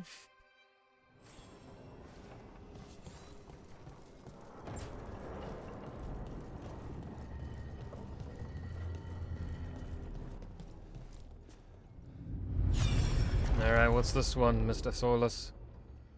What do we got here?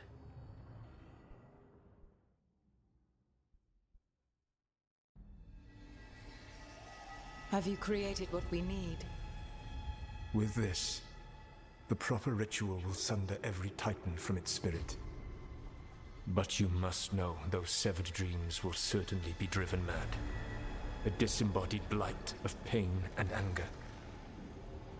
It is awful what we're doing. And the only way to end this war.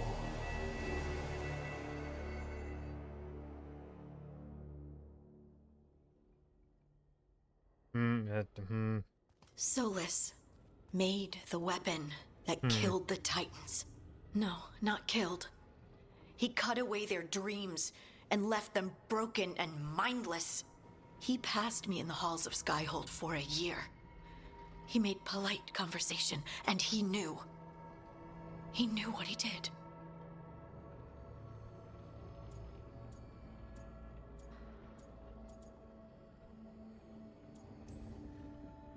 That's what Solus does, isn't it?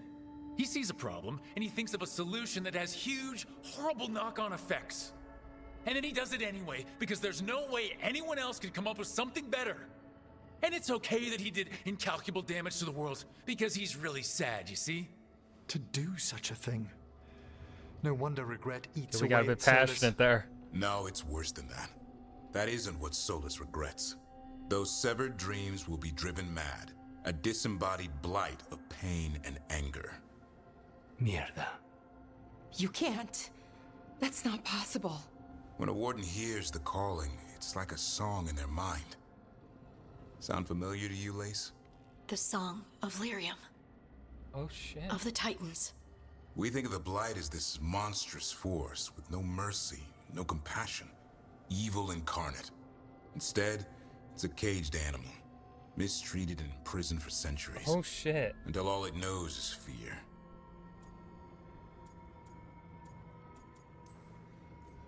If the Blight is the Titan's dreams, can we, I don't know, heal it? Bring it back from all that anger? I'm afraid I have no idea. In theory, it would be possible to restore dreams to the Titans. You can't set it free before it's healed. You'd have blighted Titans laying waste to the entire world. The Titans are a problem for later. We have Elgranon and Gillanane to deal with now. And then I want Solus to look me in the eye and answer for what he did. Each of these memories has been a deeper regret, and almost all of them involve Mathal. Only one mural left to uncover by my count. If we find it, we'll see what's worse than this.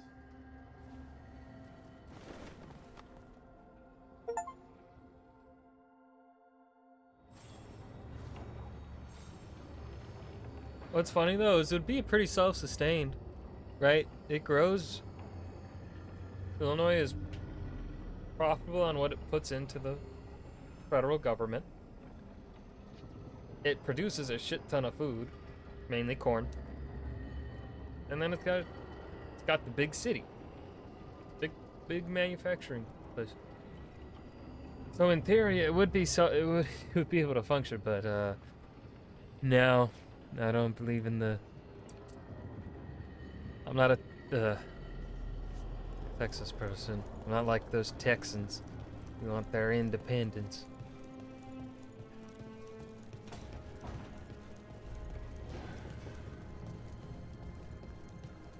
Philip, hello. Let's get this last memory. Okay, and that's the dying Mythal. At the end of Inquisition, I believe. I knew that you would find me soon enough. You need the power of a god. No. The strength that I alone He still killed her? carry.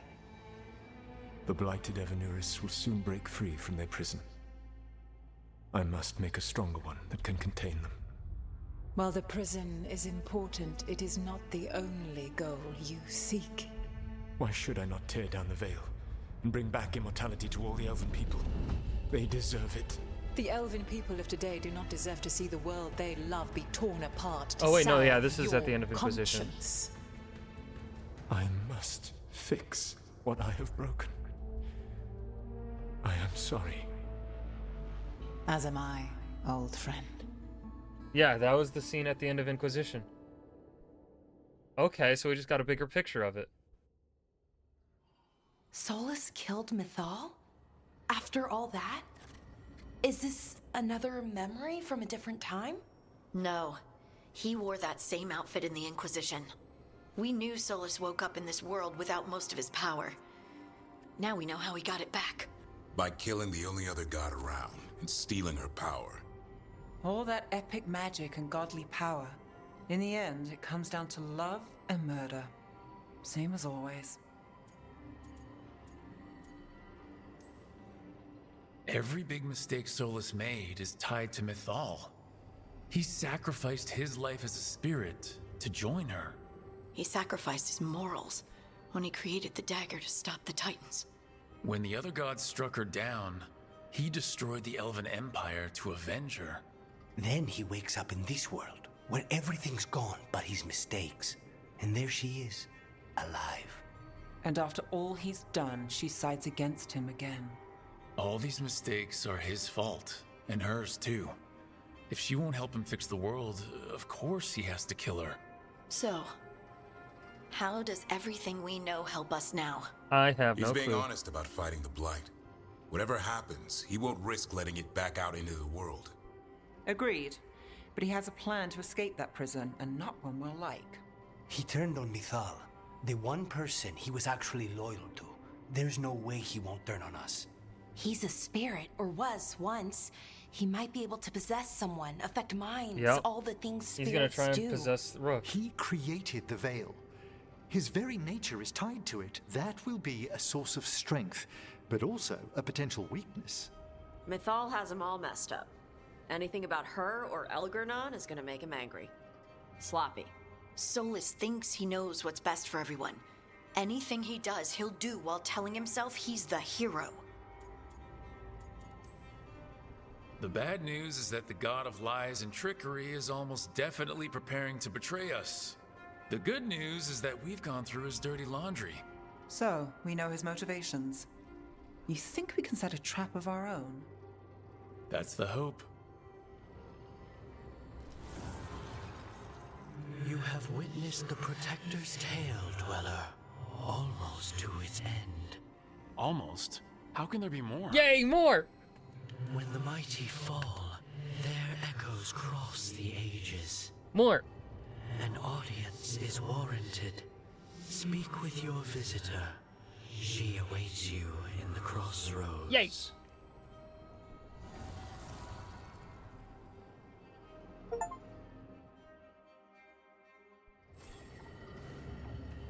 Oh fuck yeah, dude! Oh, I'm loving this game so much.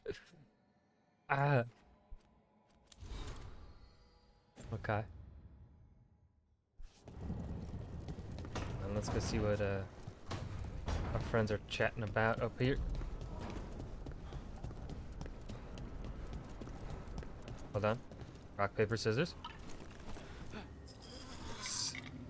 Take that, Manfred.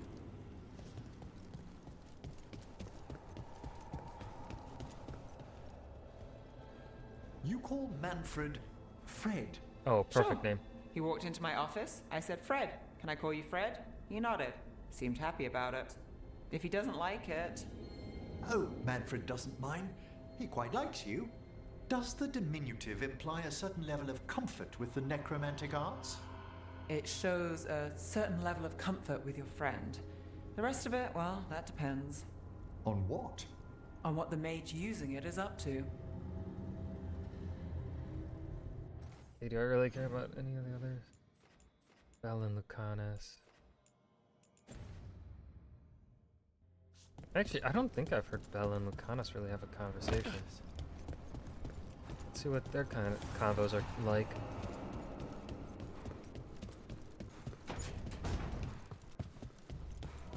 An underwater prison? That's still pretty amazing. Amazing? I suppose it is. Do you think the elves made it? It didn't seem to winter. I think so. I wonder what it was built for. Originally, I mean. Whatever it was meant for, it's a pit of misery now. Right.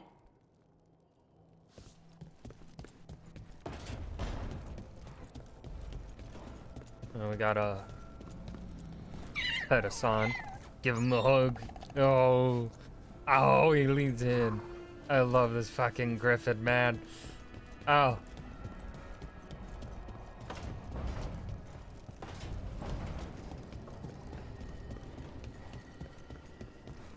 We gotta check in with everyone else. I want to hear what conversations are being had. Hey, Davrin. We gotta talk about Solus's magic memory thing. What? Why? Why didn't you tell me you were a spirit? Because I'm not. I thought we were friends. I'm not a spirit, Tosh. Is that because people might think you're a demon? Because I'm from Ravane. We're okay with spirits. But apparently not with listening. I am not a spirit. Hey, you don't have to Oh, be she's ashamed. confusing that all elves are Never spirits. said I was. But thank you, Tosh. Damn it. Tosh had so many good lines in those memory in the group chair meeting stuff, and then they did that to her. Come on. It wasn't that. Be smarter than that. Like they'll write her as like what I feel fits her character, her intelligence level, and then they'll write her as super fucking stupid in the next sentence. It's Our enemies are gods, Rook. Nobody fights those alone. That's why Solus lost and why you'll win. He always thought his attachments were a tragic flaw he had to overcome. But they're a strength. And there's the ultimate theme of Veilguard. In case anyone was wondering.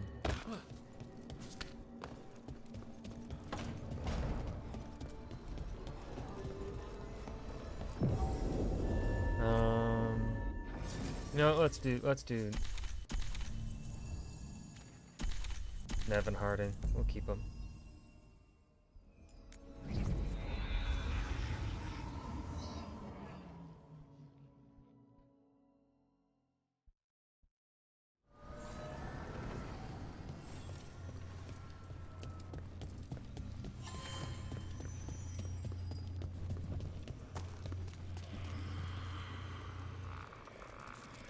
Any voices?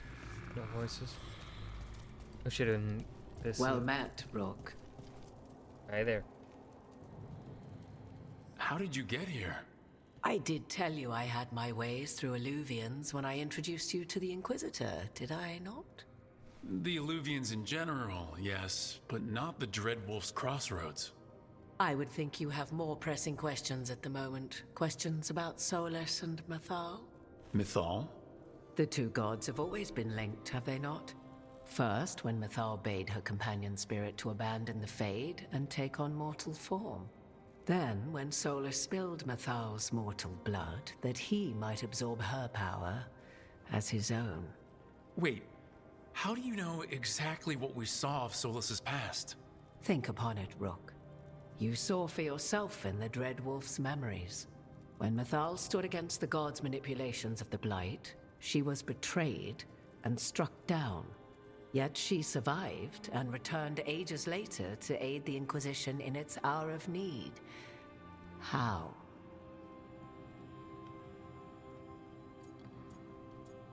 Ancient elven magic?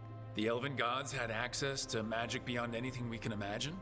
To be sure, but it matters less what they possessed than what they were. You recall that the first elves were spirits, do you not? Mythal was a spirit turned elven. And when her body was struck down, to spirit, she returned. Her essence sheltered in a willing mortal vessel. Over the centuries, she journeyed from host to host, slowly amassing her former power anew. Until once again, she was struck down, on this occasion, by Solus. He absorbed her power, but not her memories. Then where did they... Wait. You? As you say. How complicated will this get? Assuming you are who you say you are, how much is a fourth elven god gonna complicate things? Only as much as you may allow.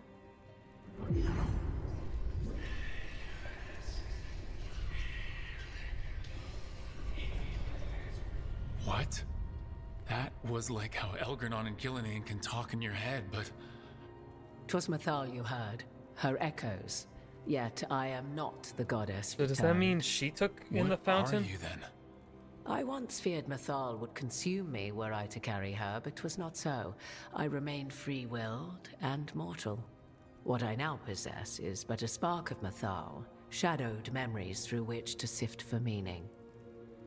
As to our admixture, I suspect you have questions.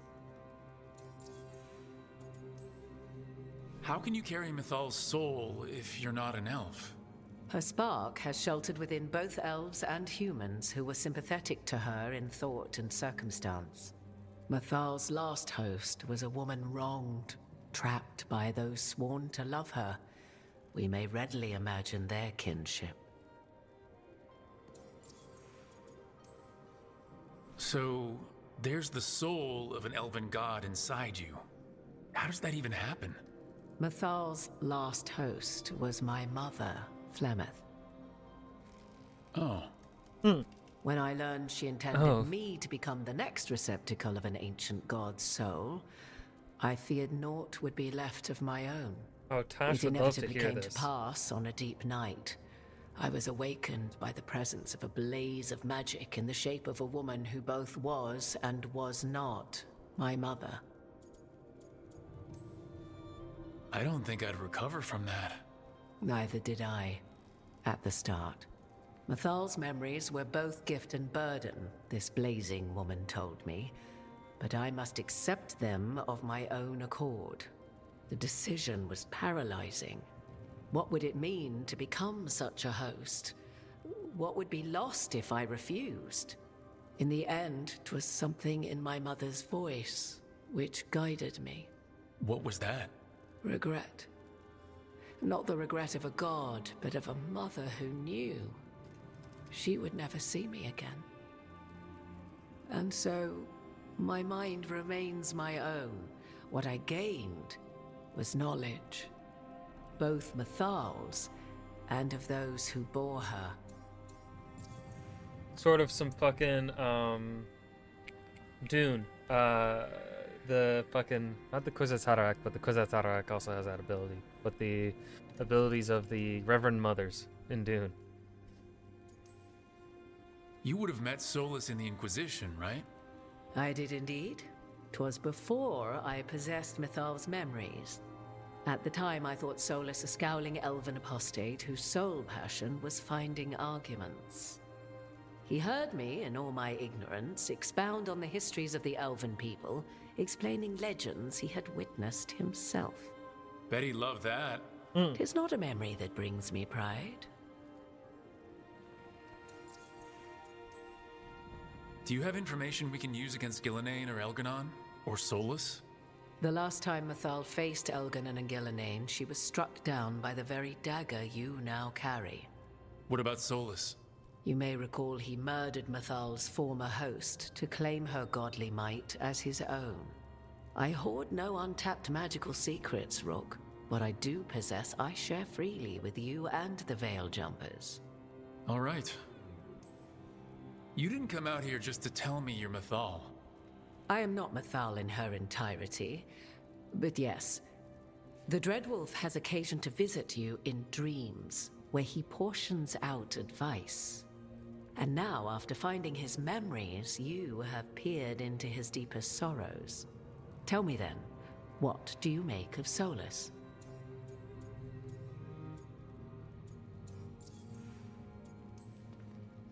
I should ask you. Mathal knew Solus better than anyone. I would influence your answer. Or do you mean to discover if I would stand directly against the Dread Wolf were there a need? Would you?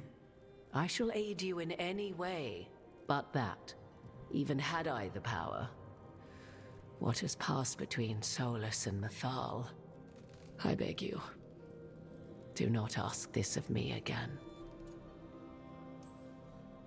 Well, Solus killed the Titans, destroyed the ancient elves, and wants to ruin this world to bring back his old one. But he'll always make sure you hear just how sad he is about all the murder. If that is how you see him, perhaps the Dread Wolf's words have not served as well as he might wish. I'll say. Yeah. 'Tis not malice which made Solus your opponent, but conviction, a belief that only he may halt what he set in motion. Yet Solus was once beloved of Mathal. 'Tis his very loyalty and love for his people that led to the tragedy we now face. You may be in a position to determine how it ends, more so than either of you might realize. Maybe there's a way we all get what we want. Do you truly believe such a thing? Yes. Well, maybe at least what we deserve. If you would shape the outcome of your battle, I've one last secret to share. When Mathal was struck down by the other gods, it was with her own lyrium dagger, the dagger you now carry. Solus recovered it from Elganon, and from it extracted a fragment of Mathal that had lain hidden within its depths. This fragment, a younger sister to the one I carry, if you will, resides here, in the crossroads. Yep, okay. I can open the way for you. Find her, survive the encounter, and the essence you obtain will aid you in times to come. Thank you. Another fragment of Mathal? In addition to the one inside you? You are aware of what the word fragment means, are you not? One small piece of many, formed when something greater is broken. The first elves were spirits, as you well know, and when a spirit is broken, it may shatter into pieces, each holding part of the original. Among the ancient elves who became known as gods, Durthaman and his brother, Falondine, are but one example. All of that sounded great until survived the encounter. You know Solus, and have seen Elganon, and memories of Mathal. They are creatures of emotion, as all spirits are. The fragment of Mathal that resides in me lived among mortals for thousands of years. She has grown wiser and more patient. This younger sister has not. She is the essence of Mathal as a god. She is unlikely to listen to polite requests, and though she is but a fragment of the goddess, the battle will test you sorely. If she's just going to attack us, why tell us about her at all? We have enough enemies already. A fragment of a god's essence is a powerful thing. It may give you options against Elganon and Gillenane, or against the Dread Wolf himself, should he prove as cunning and treacherous as ever. Oh my god, there's so much. What kind of spirit was Mathal before she became an elf? I know Solus is elven for pride. Mythal enjoyed ruling and having power, but it came not from the overweening desire to crush resistance, as is the case with Elganon. The emotion that inspired her might best be described as benevolence, a guiding hand inclined to kindness. But like any spirit, when angered or twisted against her purpose, a more violent aspect arose. Where the Dreadwolf's wisdom gave way to pride when the world did not meet his standards, Mythal's benevolence gave way to retribution. After all, when kindness fails, the guilty must be punished. You would know this aspect of Mythal better than anyone. Could you try talking to her?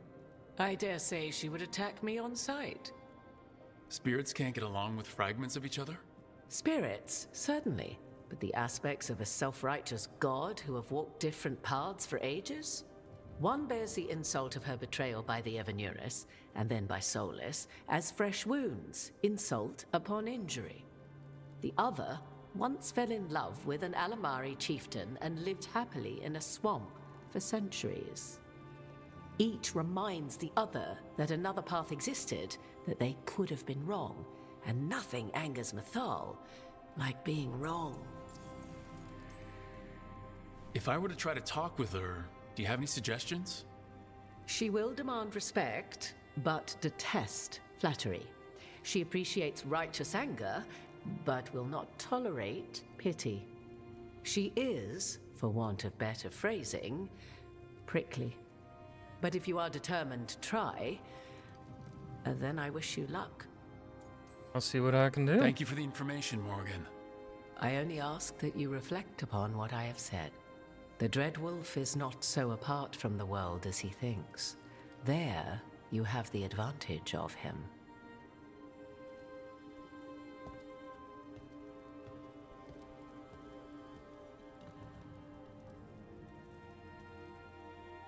Assuming probably the last of the exploration of the crossroads is down this path.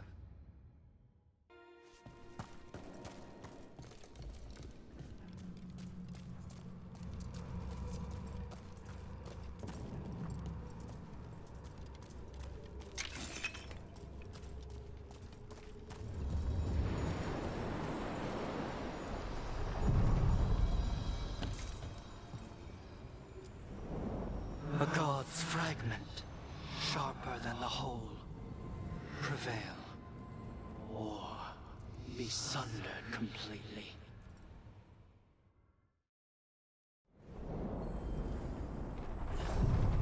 We're getting Nest close of to the where ancients. Morgan said that other fragment of Mythal was.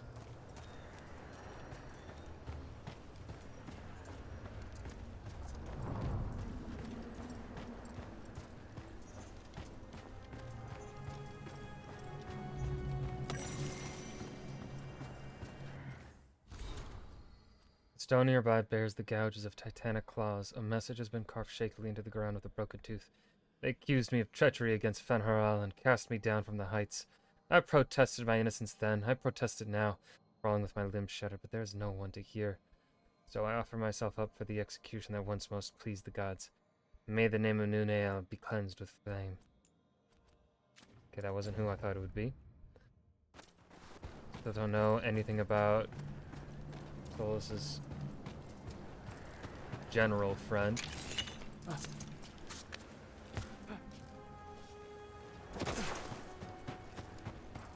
see you, Mr. Chest. That has to be her. How should we do this, Rook? Do you think she'll talk to us? Guess we'll find out. Oh, it's another dragon fight.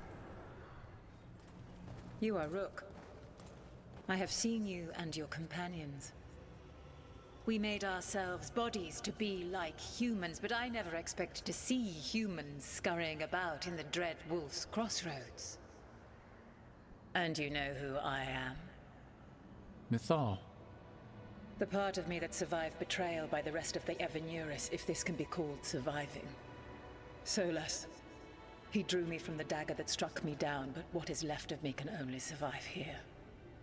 I cannot return to the world, and even the true Fade is denied me. All I can do is watch. Why are you here? To beg me to give up what remains of myself to help you defeat the monsters Elganan and Gillenane have become? Or do you simply think yourself ready to fight a god? I came here to ask for your help. The gods have endangered the world and— You dare explain to me what they are doing? You are 1,000 years from knowing the proper words. we saw Solus's memories, his regrets. You saw the recollection he cultivated like a tree twisting to catch the sun. You wish for my help? Convince me. Make your case, and I will yield my essence willingly to help you against Elganan and Gillenane. Fail, and I shall kill you for wasting my time, or you will kill me and obtain my essence in doing so. A harder-edged, simpler version. It has been centuries since a petitioner stood before me, so why should I help you?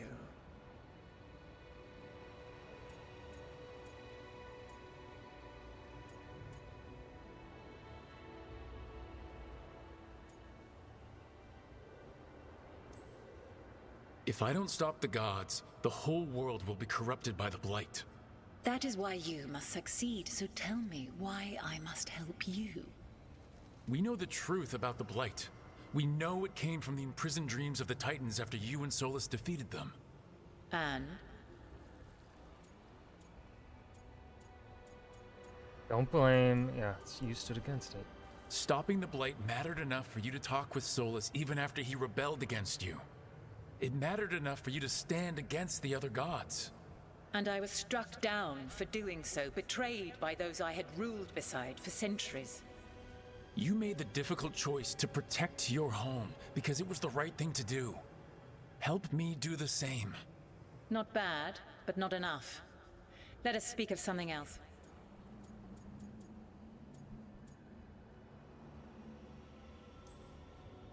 I am worthy of your help. That is for me to judge. I am fighting to protect this world. Any petty tyrant can fight those who come to their land and claim to be protecting their people. I have seen rulers, human as you are, the mages of Tevinter, following in the Elven Empire's footsteps. They build nothing that does not serve them. Why should I believe you are any better? What is a protector to you?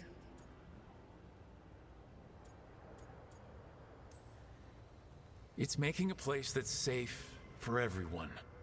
That means defending against danger.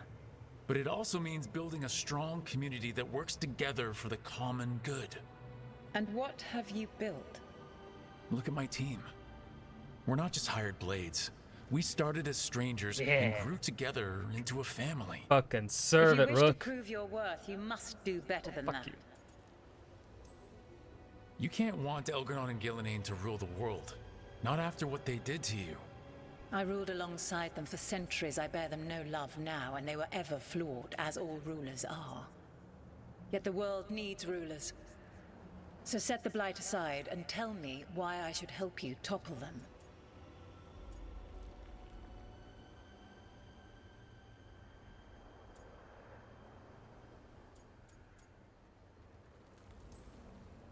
We don't need gods of any kind protecting us. Is that so? You are a petulant child who complains that your room does not have enough pretty toys. You've no idea how many monsters lurk outside the walls of the house your parents created to keep you safe. Your words are weak. Prove your worth or die. No.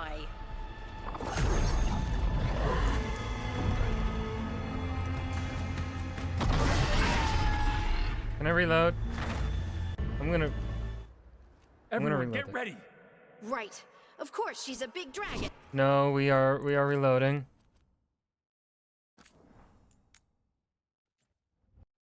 I wanna. It's hard to tell what the fuck you're going to say and how you're gonna say it. Ugh.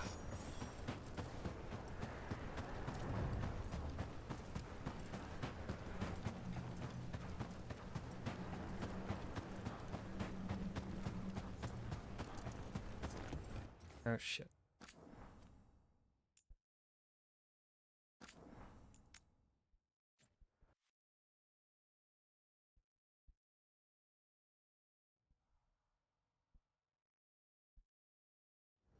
We're getting close to where Morgan said that other fragment of Mythal was.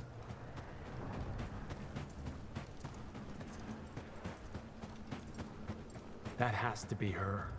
How should we do this, Rook? Do you think she'll talk to us? You are we.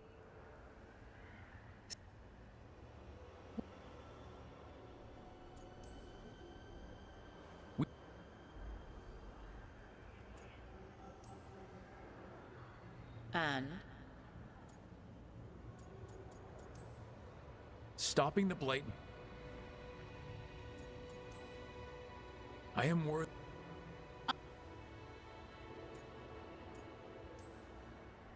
It's make. You. Yet. How am I supposed to just set the Blight aside? By making an argument not related to it as I asked you to. The Blight is a core part of who they are. And I don't think you're in favor of it. My patience wears thin. Choose your next words carefully. Why must I give myself over to you? Solus is helping me.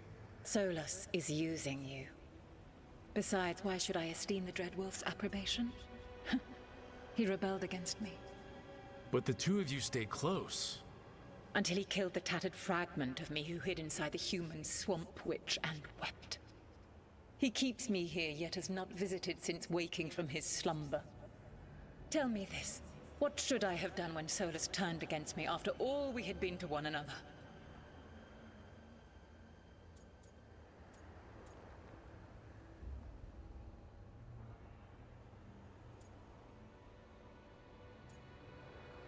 Can I save here?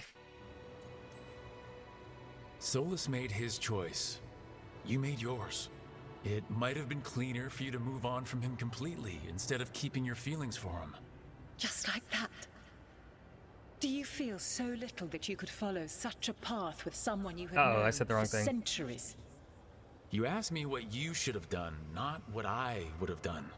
Your arguments are... I said the right thing! I find you worthy, Rook. Let's fucking go! I have spent thousands of years watching. I shall miss that.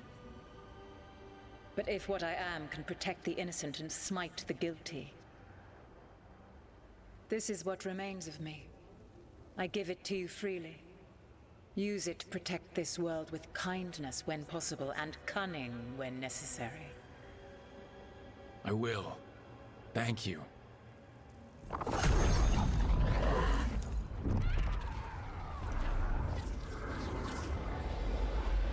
The essence of a god. Like a piece of the sun. I've never felt something so alive. I don't want to ruin the moment, but what do we do with it?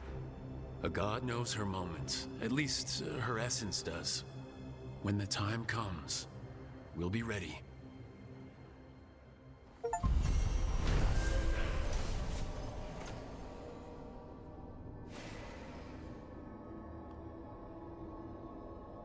Oh shit. Oh shit. It does no damage, but it staggers. Well, it does. So this does 80, 160, 240, 360 damage total of elemental damage. So it does more damage than this. Oh, We shit. did it. We got Mythal's essence. And we didn't even have to fight her for it. Not sure what we do with it just yet, but if Morgan's telling the truth, it'll come in handy at some point. Let's go around this battlefield. See if there's anything on the ground aside from that one path. The chest.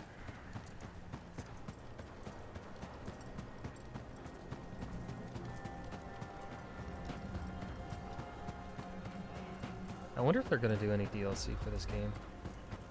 I guess we'll find out when finish the story and see if they left anything unfinished like they did with Inquisition's original story.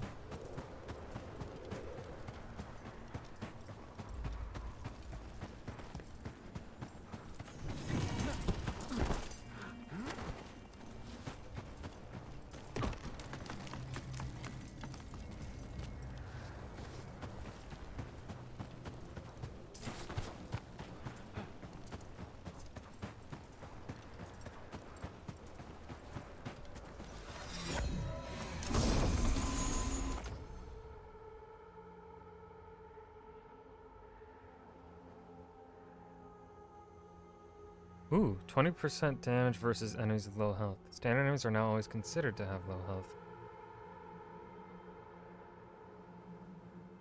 Keep that. Stolas always thought Mythala would join us eventually, that she was better than the rest of the Evanuris. He made this place so she'd be comfortable here once she joined the rebellion. Now it's too late. Stolas has sealed this place off out of grief. He won't let me in. I'm sorry, my friend. There was something left for the war to take from you after all. Alasan.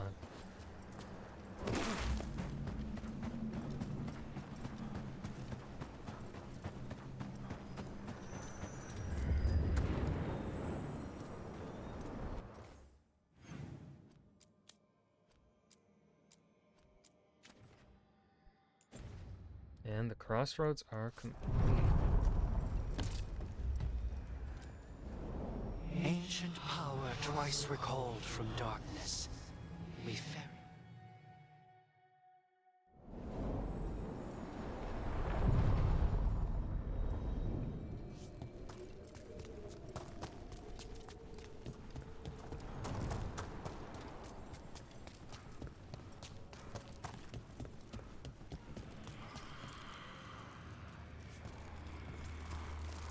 No voices. Let's go ahead and read our journal.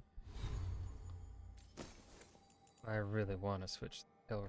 That is tempting. Ooh! Oh wait, and it's our side? You know what? Yeah, we're switching to it.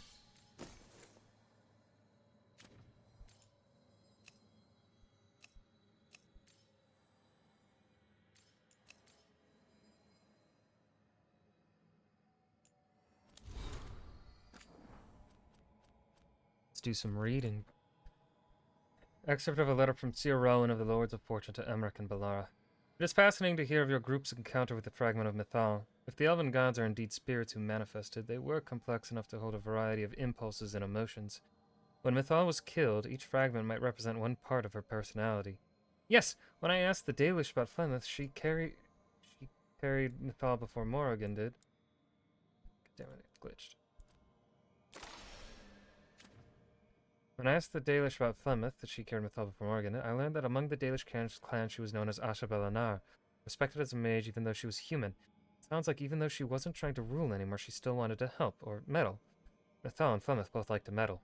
Indeed, it raises the question of whether the fragment of Mythal that Morrigan carries was more naturally tied to guidance and wisdom than the more imperious spirit we met in the crossroads. They may be different facets of Mythal's personality, the mentor, as opposed to the ruler. The fragments may have also originally been closer in personality, deviating over the years. One imagines Flemeth's fragment must have changed after centuries spent with mortals, but perhaps the Crossroads fragment grew frustrated by her own inability to affect the outside world. It could also very well be a mixture of the above. A spirit, like any person, may affect others and be affected by others in turn. I've been asked to weigh in again on texts being considered for our list of tomes and scrolls forbidden. I didn't think it was that time of year already. Well, let us see what lies in the list. The Setting of the Light by Lumiere Bartlett. One new page reportedly discovered. Goodness knows how many artists have rediscovered lost pages of Bartlett's play. Still, if it has any connection with the last king, best we move carefully. I'll recommend we lock away the page until we can determine its provenance. The Magic of Crimson Serpents, Anonymous. A poisonously simple guide to blood magic, Vinter's favorite forbidden practice. Poor Nev, which she must combat weekly. Let the book remain open to senior watchers, but only for purposes of teaching detection and defense against blood magic. Anonymous, inscribed on stone tablets. I've omitted the full title, of course. I'd give much to track down the malign spirit whispering these dictations. This would be the 5th copy we found. banned. Lest it spread, and I'm afraid we must consider whether destroying the tablets might lure out their true author. The Randy Dowager collected book reviews 938 to 942, gold embossed edition for the true collector. Now this is ridiculous. The Mornwatch works with the dead. We have no business forbidding the harmless vices of the living. And I question whoever brought it up for consideration in the first place. How strange to wake up and realize I have no lessons to plan. My last batch of pupils were all well set, or so I pray, when classes ended. Edwina and Lorimer sent letters. How flattering to be remembered by one's former students. Ensconced in the lighthouse, I can't help but think of the first question so many of them ask. If it's true that for every person who dies, a spirit must enter the mortal world and return. It often surprises them to learn this idea is purely Navaran. Summoning a benign spirit to answer this question is one of my favorite practical demonstrations, and such a treat for the novices. The line of inquiry students swiftly learn is impossible. The majority of spirits have difficulty grasping the very concept of quantities, let alone numbers.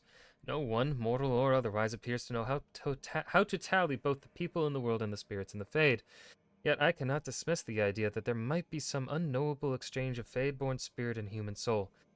This folklore is entwined with the very founding of Navara.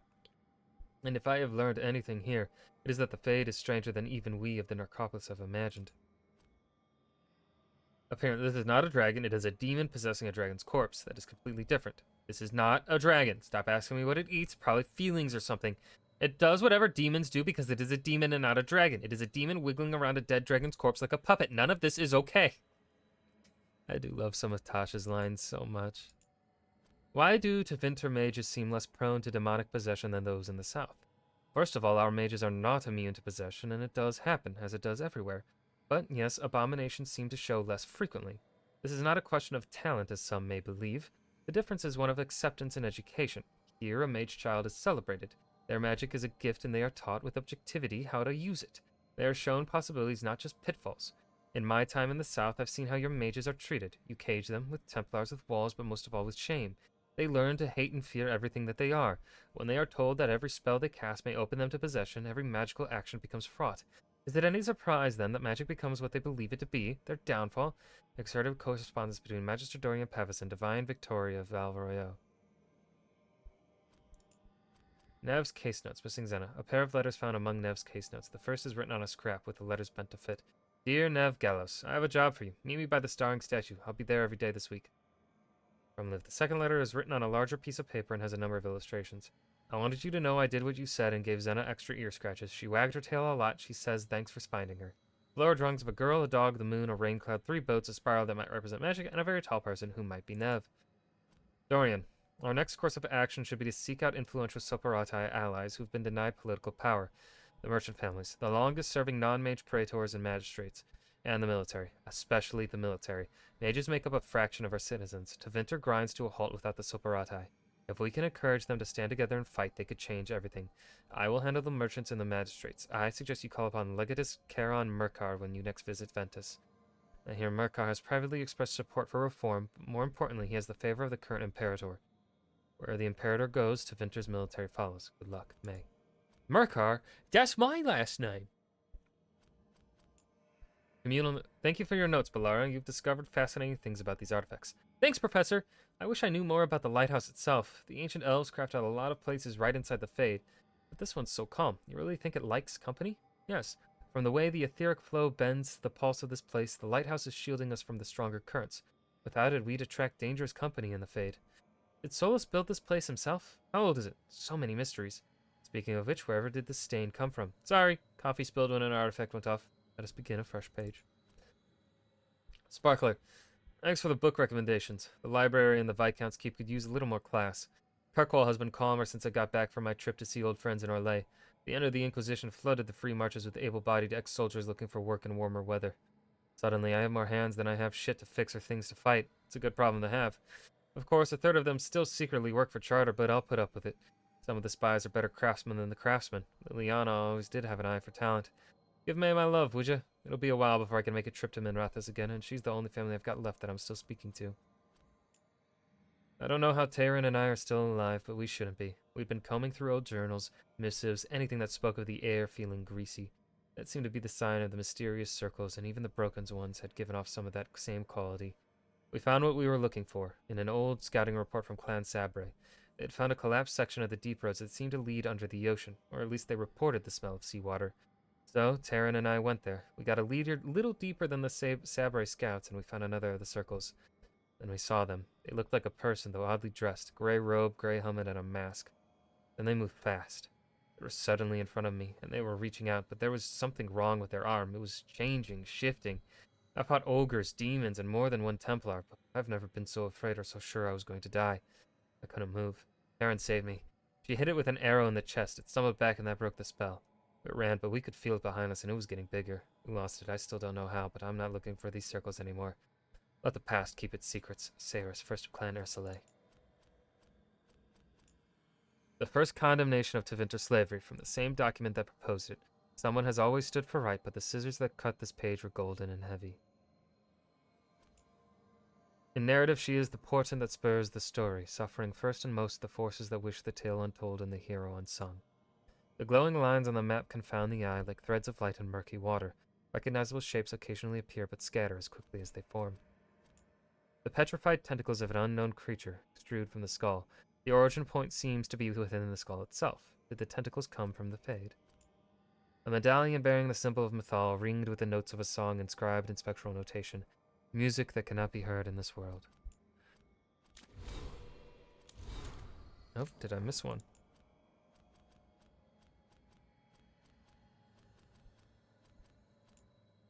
Crystallized high dragon blood, treated with necromantic embalmatives. It preserves strange and rare properties from the jagged frontiers between life and death.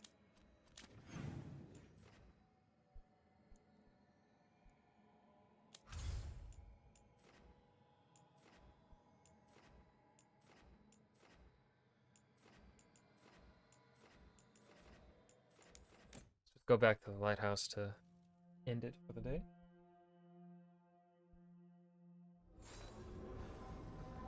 But does anyone have any quests? Harding does. Shit, we gotta talk to Harding first. That stream.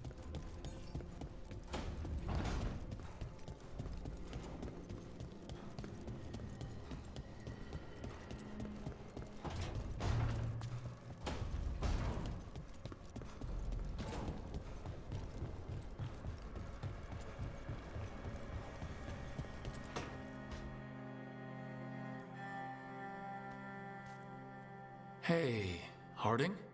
Oh, Rook, hi. Is there something you need? Valara made snacks. Seemed like you could use one. Food always makes me feel better. I could use some cheering up, actually. It's Solus's memory, isn't it? They stole Titan blood to walk the world like humans. And when the Titans didn't like that, they just took their spirits. Should I be angry or sad? Why aren't I angrier? It's a lot to handle.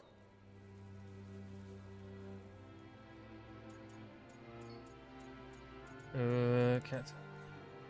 I won't try to tell a small, probably angry Titan how she feels.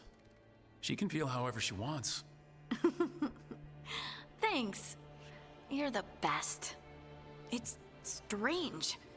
I don't hate Solus for this, even though a part of me thinks I should. I don't even want revenge. Revenge won't bring the Titans back. It can't erase what happened. And the Inquisitor thinks Solus can be saved. And I want to try. But I just want to talk. As equals. I wonder if he's even capable. Solus was always distant. Guess it's hard to react when a magic rock's talking at you. Anyway, thanks for checking on me. I'll be all right. I know. You're Lace Harding, child of Titans. You can handle anything. Oh, shut up. I'm totally romancing Harding on another playthrough, though. But I wonder if she'll only date a dwarf. Okay. Lucanus. What are you doing with Nev? Don't you flirt with her! Oh, I should also... Let's see, what... The fires are lit. Let's see... Already does cold, trusting necrotic. Could add even more fucking stagger to it.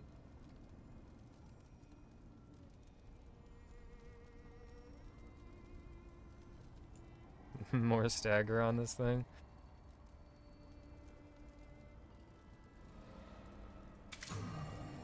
Fuck it, that sounds funny.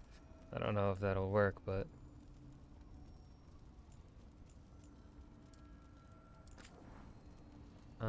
let's see.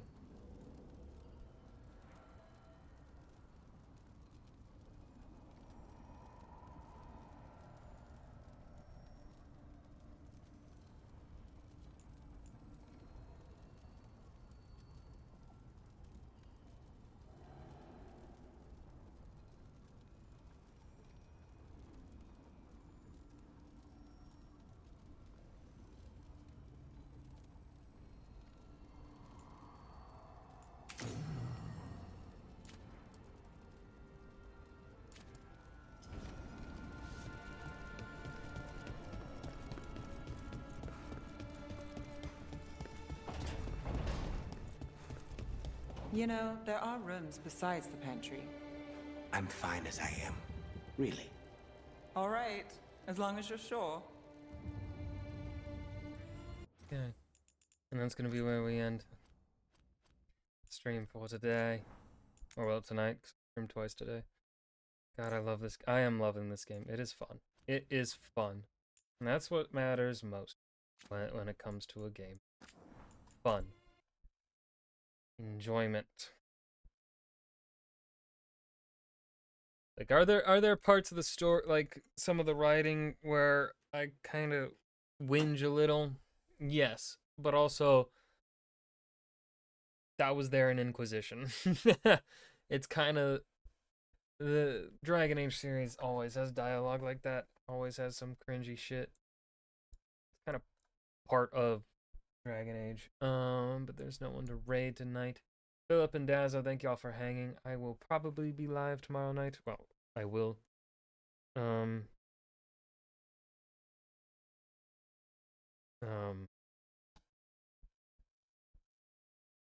Be live tomorrow night. But yeah, thanks y'all for hanging, and I'll see ya tomorrow. Goodbye. Woo.